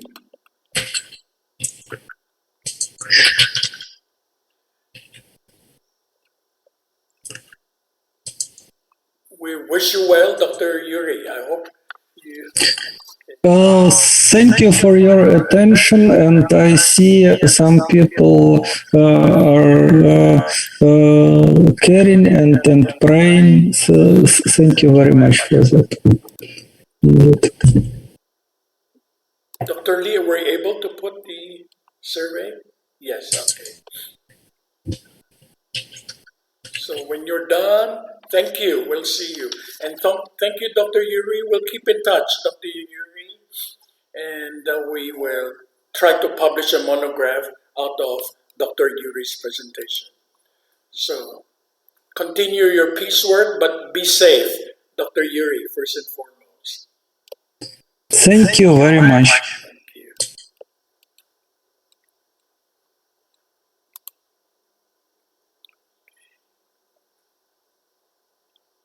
Okay, when you finish filling out the polls, you can leave. Thank you so much. Thank you. We thank everyone for coming from all over the world, from India to Indonesia to the US, and of course here Thank you, Dr. Yurii. And from the Philippines, so we have people from all over Asia, US as well. Thank you.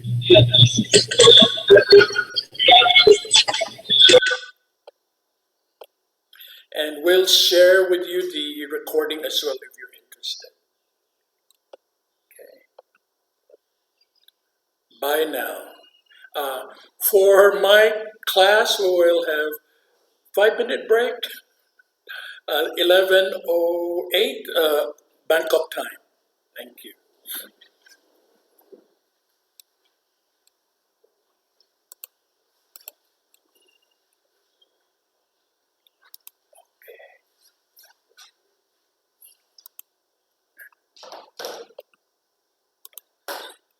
I cannot stop it. He has a lot of things to say.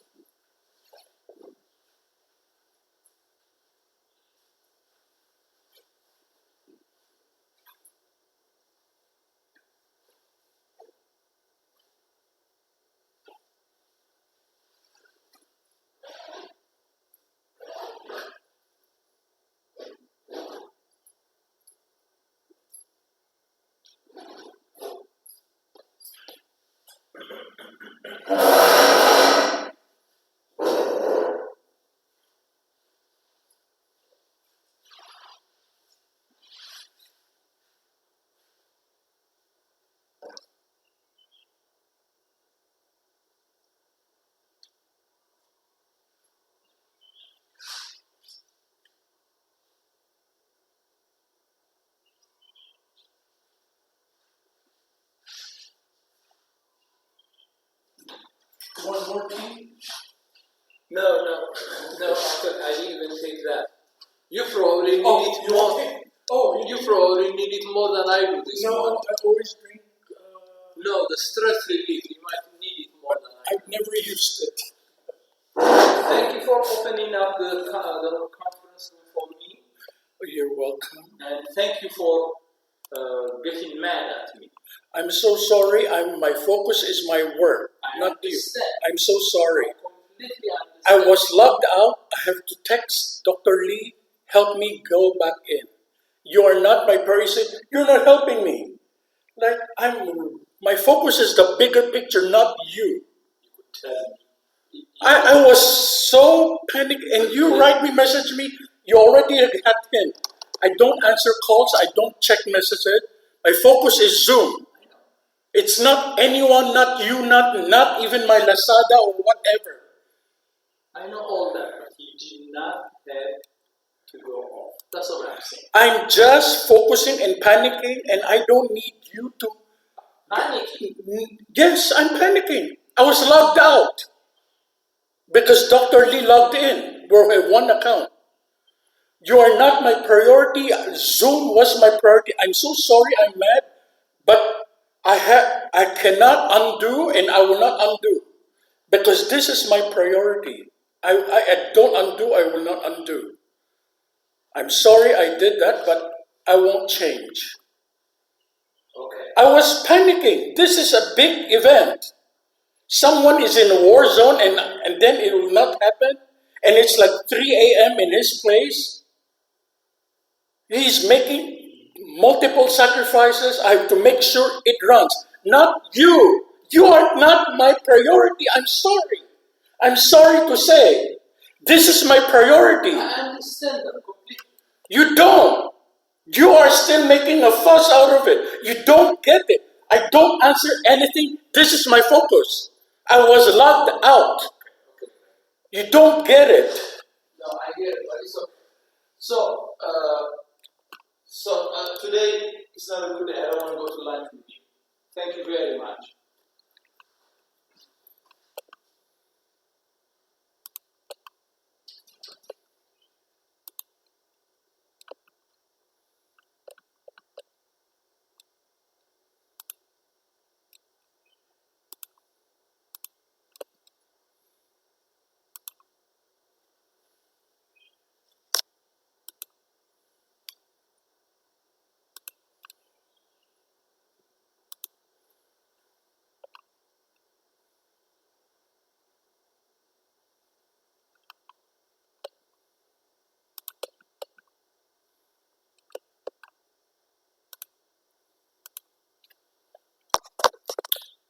Hello. May we request others to leave? This will now be a class session.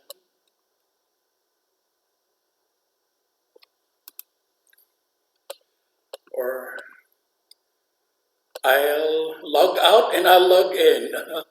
Kathy and Alma and Saya. I'll log out and I'll log back in.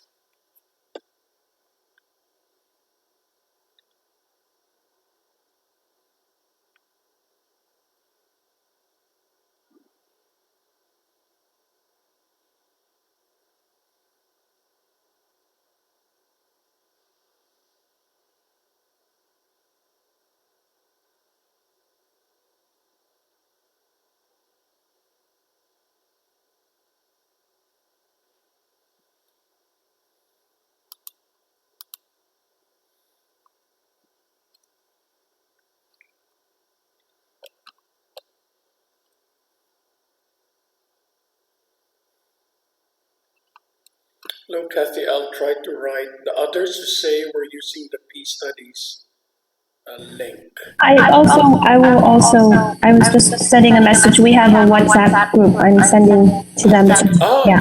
thank you. Thank you so much. That helps.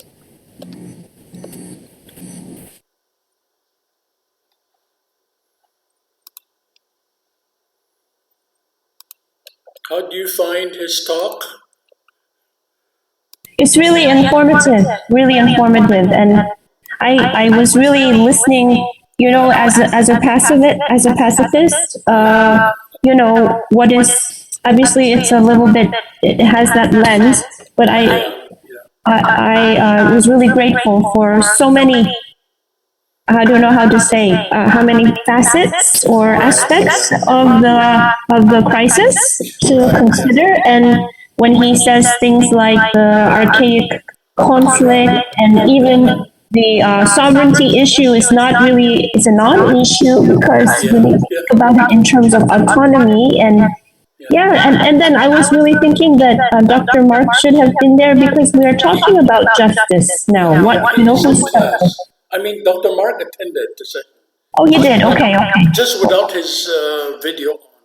Okay, he was there. Good, because there was some discussion around these kind of values and then also justice. So I thought really multifaceted Maybe you discussion. you can raise that with Dr. Mark. How does he think? Yeah, I would love to hear what he thinks about what he has to say. that. Yes. And let me know too what he said. Yeah. What did you think, Dr. Ray? What did you think? I'm glad he was able to show all sides, and he's also saying Ukraine is also part of the problem. Everyone is part of the problem. So that's what I like about it. He did not demonize anyone or any group. Yeah. No angels. You said no? Yeah, no angels. I will share my PowerPoint slide since we don't have enough time. Let me see. Can you see my slide now? Okay. Leize has a valid absence. She's attending a long weekend workshop on Buddhism, and she will share with us next week. So I'm doing her session today. At least we'll have this. Let me do.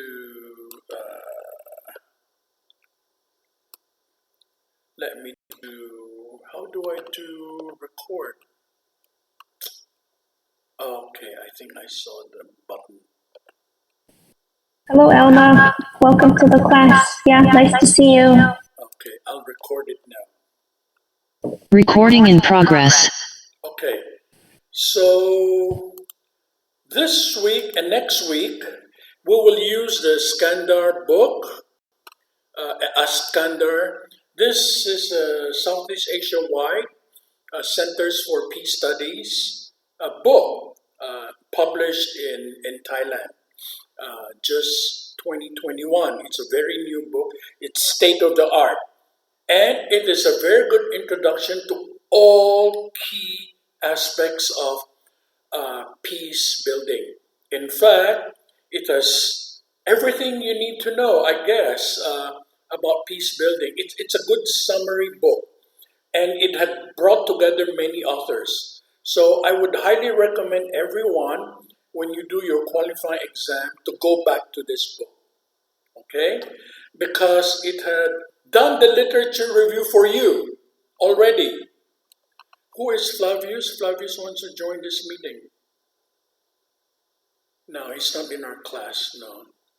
I'll kick Flavius out. Okay, so I'm doing chapter 1, and the reference is Askandar's book that he had edited, Peace and Conflict, Transformation in Southeast Asia. So the problem that the chapter addresses is, we talk about peace and conflict just like big words. It's conceptually ambiguous.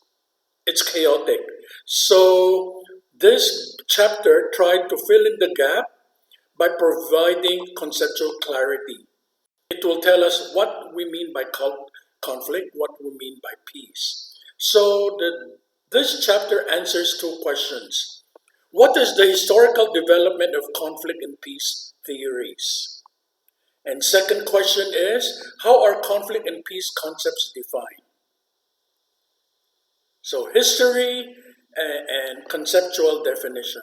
So the purpose is to present to us the history of these theories in conflict and peace and define terms related to them. So key terms are, they made a very great distinction of the types of conflict we're dealing with.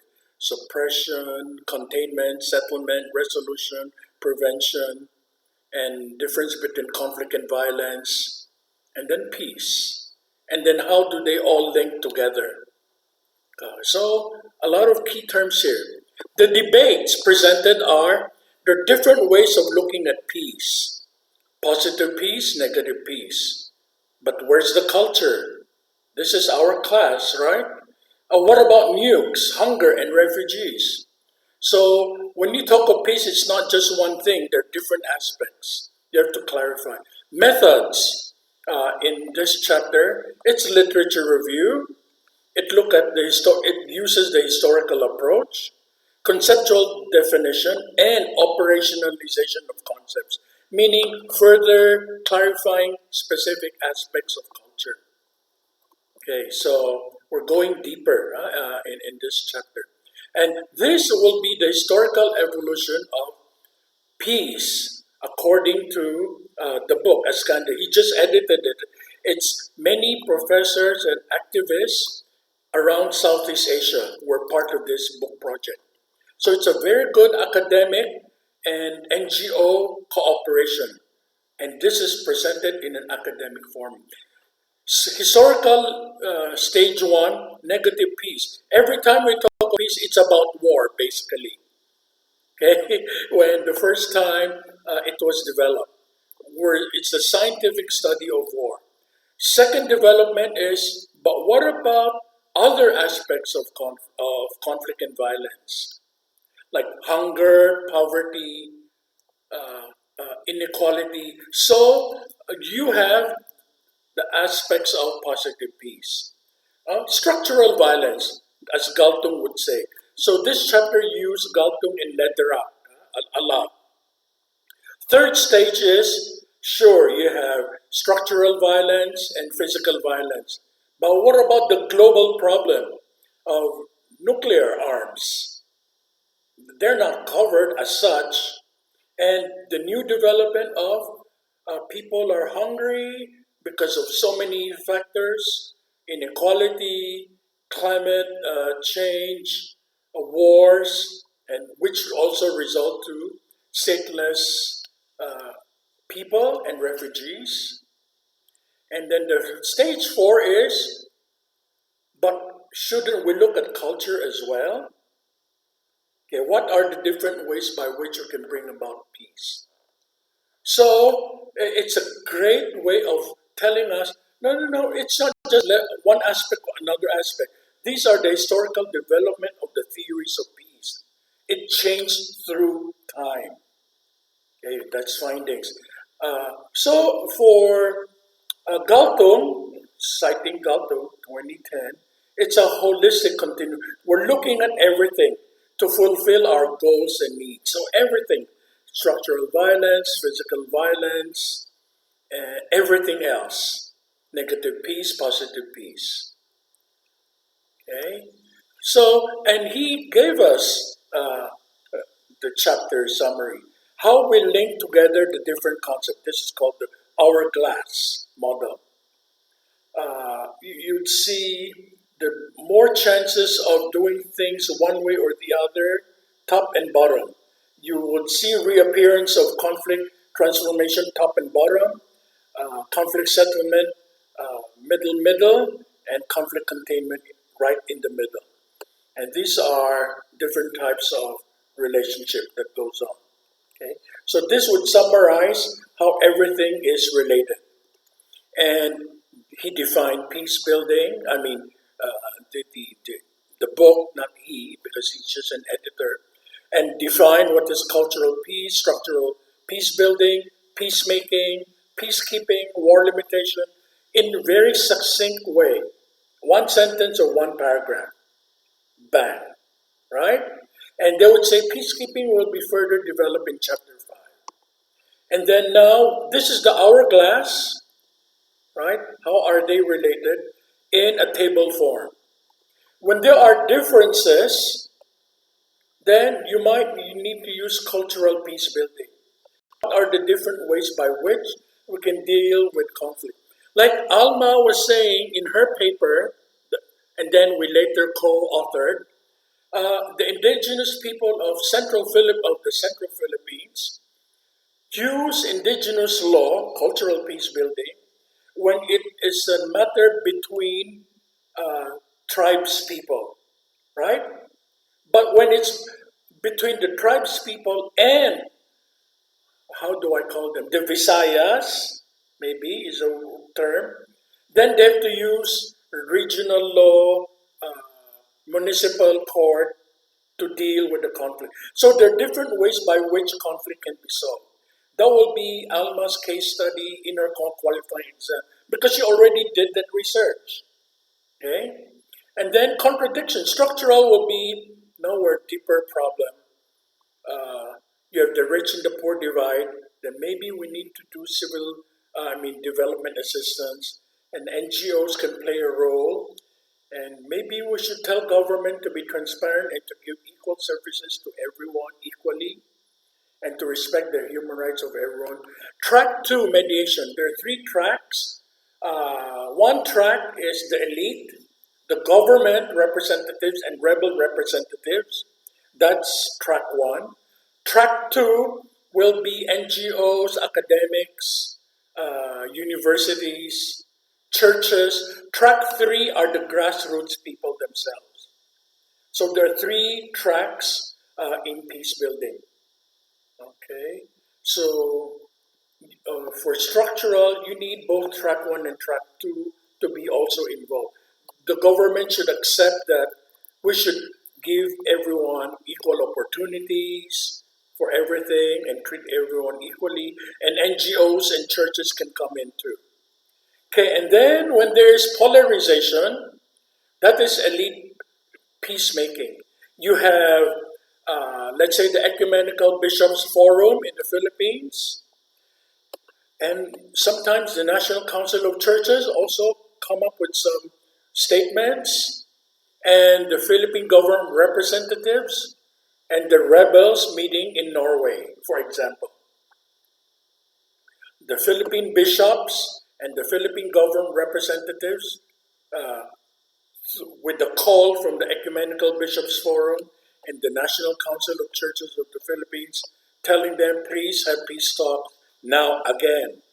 And then Norway would sponsor the funds for the travel and accommodation, and they will meet in Oslo. Okay. Then when there's violence, you need peacekeeping, like physical violence. That means you need forces to stop the people not fighting. Peacekeeping basically are police forces, international police forces sent elsewhere.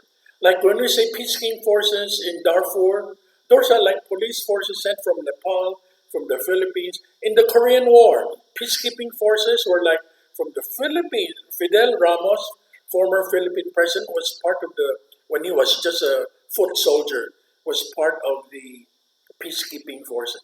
The police forces are sent from different countries to represent the UN. When there's war, actual fighting, war limitation. When there's ceasefire, calling for ceasefire, then that's peacekeeping again. Okay, and so on. You see all aspects. And when you want reconciliation, it's kind of culturally bound.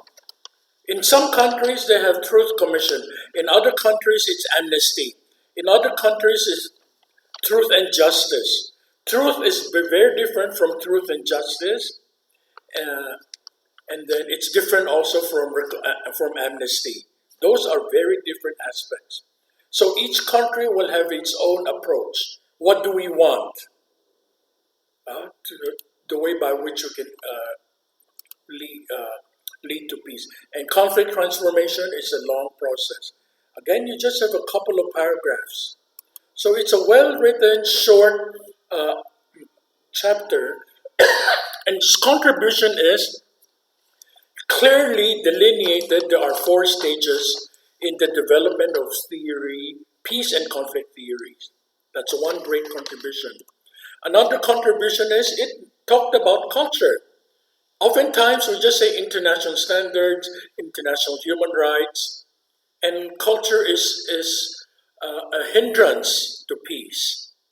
But this chapter says, no, you have to consider culture. You cannot just say it's international standard.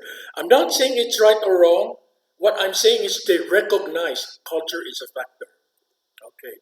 And critical reflection. In fact, this is a qualifying exam question that I raise. Does international law trump local culture, or does local culture trump international law? So it makes you think, how is international law more powerful than local culture in working for peace, or vice versa?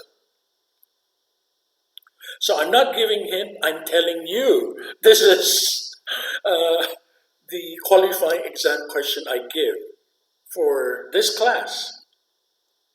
So you have to think deeply. You should not think one way. There's only one answer.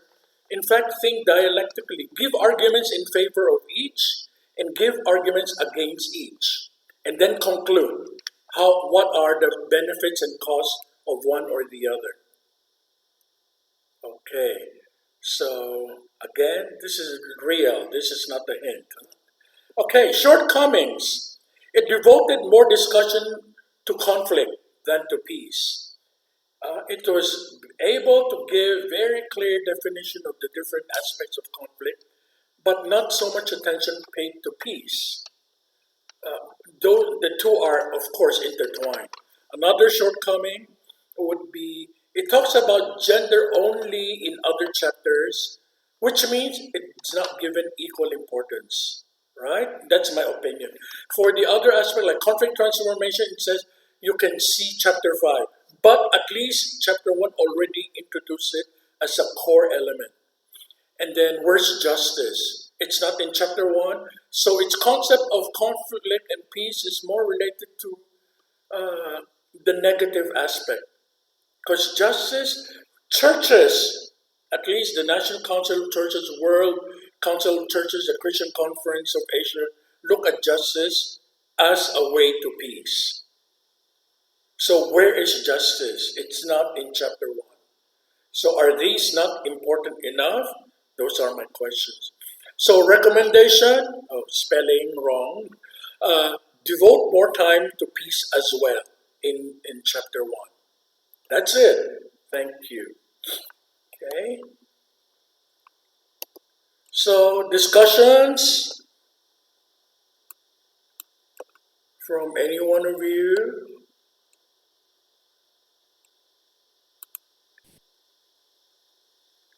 Yes, Kathy. Well, it's helpful to hear your presentation because we have not seen any of your presentations like this for the chapter. So it's helpful to see what you are looking for now that we've been doing this for several weeks in our own class. So you modeled for us that it is possible to speak less than 15 minutes Yeah, in how a many very... minutes did I use? Oh, I didn't count you, but I just guessed. So, sometimes we think it's not enough time, but yeah, you kept it very simple and high level. Yeah. Well, since it's time now, 11:30, maybe we'll just stop here. Saya, you have some questions? We can continue, and then maybe next week you'll do these chapters. I'll change the syllabus, and I might even think, I'm just thinking, you might have 1 week break for research, but that's like Songkran. It's going to mess up. Let me see. So you can write your paper. Okay, April 28, 29 is the conference, and you're supposed to give your paper presentation 21. But Songkran is 14. how do we do this if I want to give you 1 week research break? Because if I give you one research break, it will be April 7, which means you have to present during Songkran. But Songkran doesn't affect any one of you except me. Is it okay? So it's a big holiday in Thailand. Well, Daniel is here too, but I don't know if Daniel will enjoy Songkran or not. What do you call Songkran in Myanmar? It's the same holiday. Tajan. Ja? Tajan. Taja. Okay. It's the same holiday in Laos, Cambodia, different names. Thailand and so is it okay? Let me see. Could you clarify again? I'm sorry. I was trying to follow. I'm sorry. I tried to follow you. Yeah. Normally, let me show. I hope I can show you my screen with my calendar. No, I cannot show the calendar. Okay, I'll just look at the calendar myself because I cannot share it. Let me try if I can share it. Oh, I can, yeah. Oh, no, I cannot. No. Okay. Normally, all of us will attend the conference on 28, 29 April because it's an international conference, 2 whole days. We see the calendar now. Oh, you can see? Yeah. Oh, thank you. Okay. This is the conference, 28, 20. Normally, you will present your full paper 21, right? But Songkran is on 14. And I want to give you 1 week off so you can write your paper, which means I should give you. Oh, we can still do it. Oh no. Oh man. Okay. Songkran is a holiday. I'm so confused. Okay. So do you want April 7 or is it justifiable? Do you want a research break 7? Anyway, 14 is a holiday and you still report on 21 or not? You decide. You know what I'm saying? 21 is a holiday anyway because it's Songkran. That's my point. Sorry. 17 is a holiday anyway. I'm sorry. I have to look at the. Okay. 21 is a holiday anyway. This week is Songkran week. New Year, Thai New Year. Southeast Asian New Year. Mainland Southeast Asia except Vietnam. So, oh, I'm so sorry. I'm confusing you. 14 is Songkran. 21 is your presentation. So, if I were to give you a week off, it will be the 7th. So you can do research. Is that justified since you already have 14 as a holiday? You can say yes, because it's a holiday, it doesn't count. Or yes, we already have holidays, so we shouldn't have another holiday 7 for research. You decide. You are the class.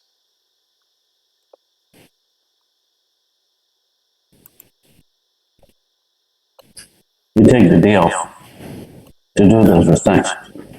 Take 7 day off. That's Saya. Kathy nods his head. I agree if it's possible. I know Liza is not here, but yeah, I agree. Yeah, I would like the extra time if possible. Okay. And Daniel? I'm okay either. Thank you. Okay. So 3 out of 4. But please tell Lazy why we do this. 14 is Songkran, so it's automatically holiday. 7 will have a research break. Okay. So it's still technically you're writing your paper, right? You have more time. And 21, you present your paper. Okay, wonderful.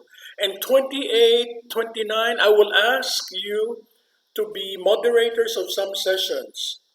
Okay? For the conference. Are you available also in the afternoon? Okay, so we'll schedule accordingly to everyone. Okay, so that's it. Thank you, everyone, for today's session. Dr. Ray, Yes. I'm not part of this class, but I think for Christians like Kathy here in the Philippines, 14 while Songkran in the Philippines on in Thailand, but here in the Philippines it's Good Friday. Monday, Thursday, Good Friday. Okay. You know what? I live in the US like 11 years or so. They don't care about Good Friday there and Monday, Thursday. We work. But yeah, I forgot. Only Easter is important in the US. Yeah, But in thank some you, states- Elmo. Thank you for pointing that out. Thank you for the reminder. Else I'll forget to be in a Monday mood on Thursday and Friday. Thank you. Yeah, good idea. Thanks for telling us. So you'll be sad in the Philippines, you'll be very happy in Thailand. But I'll still be a Christian Filipino. Okay. Thank you, thank you. We'll see you next week. Keep your assignments. So I will fix the syllabus accordingly. Thank you. Kuya, Yes. I could not meet you this afternoon. Okay, Ra?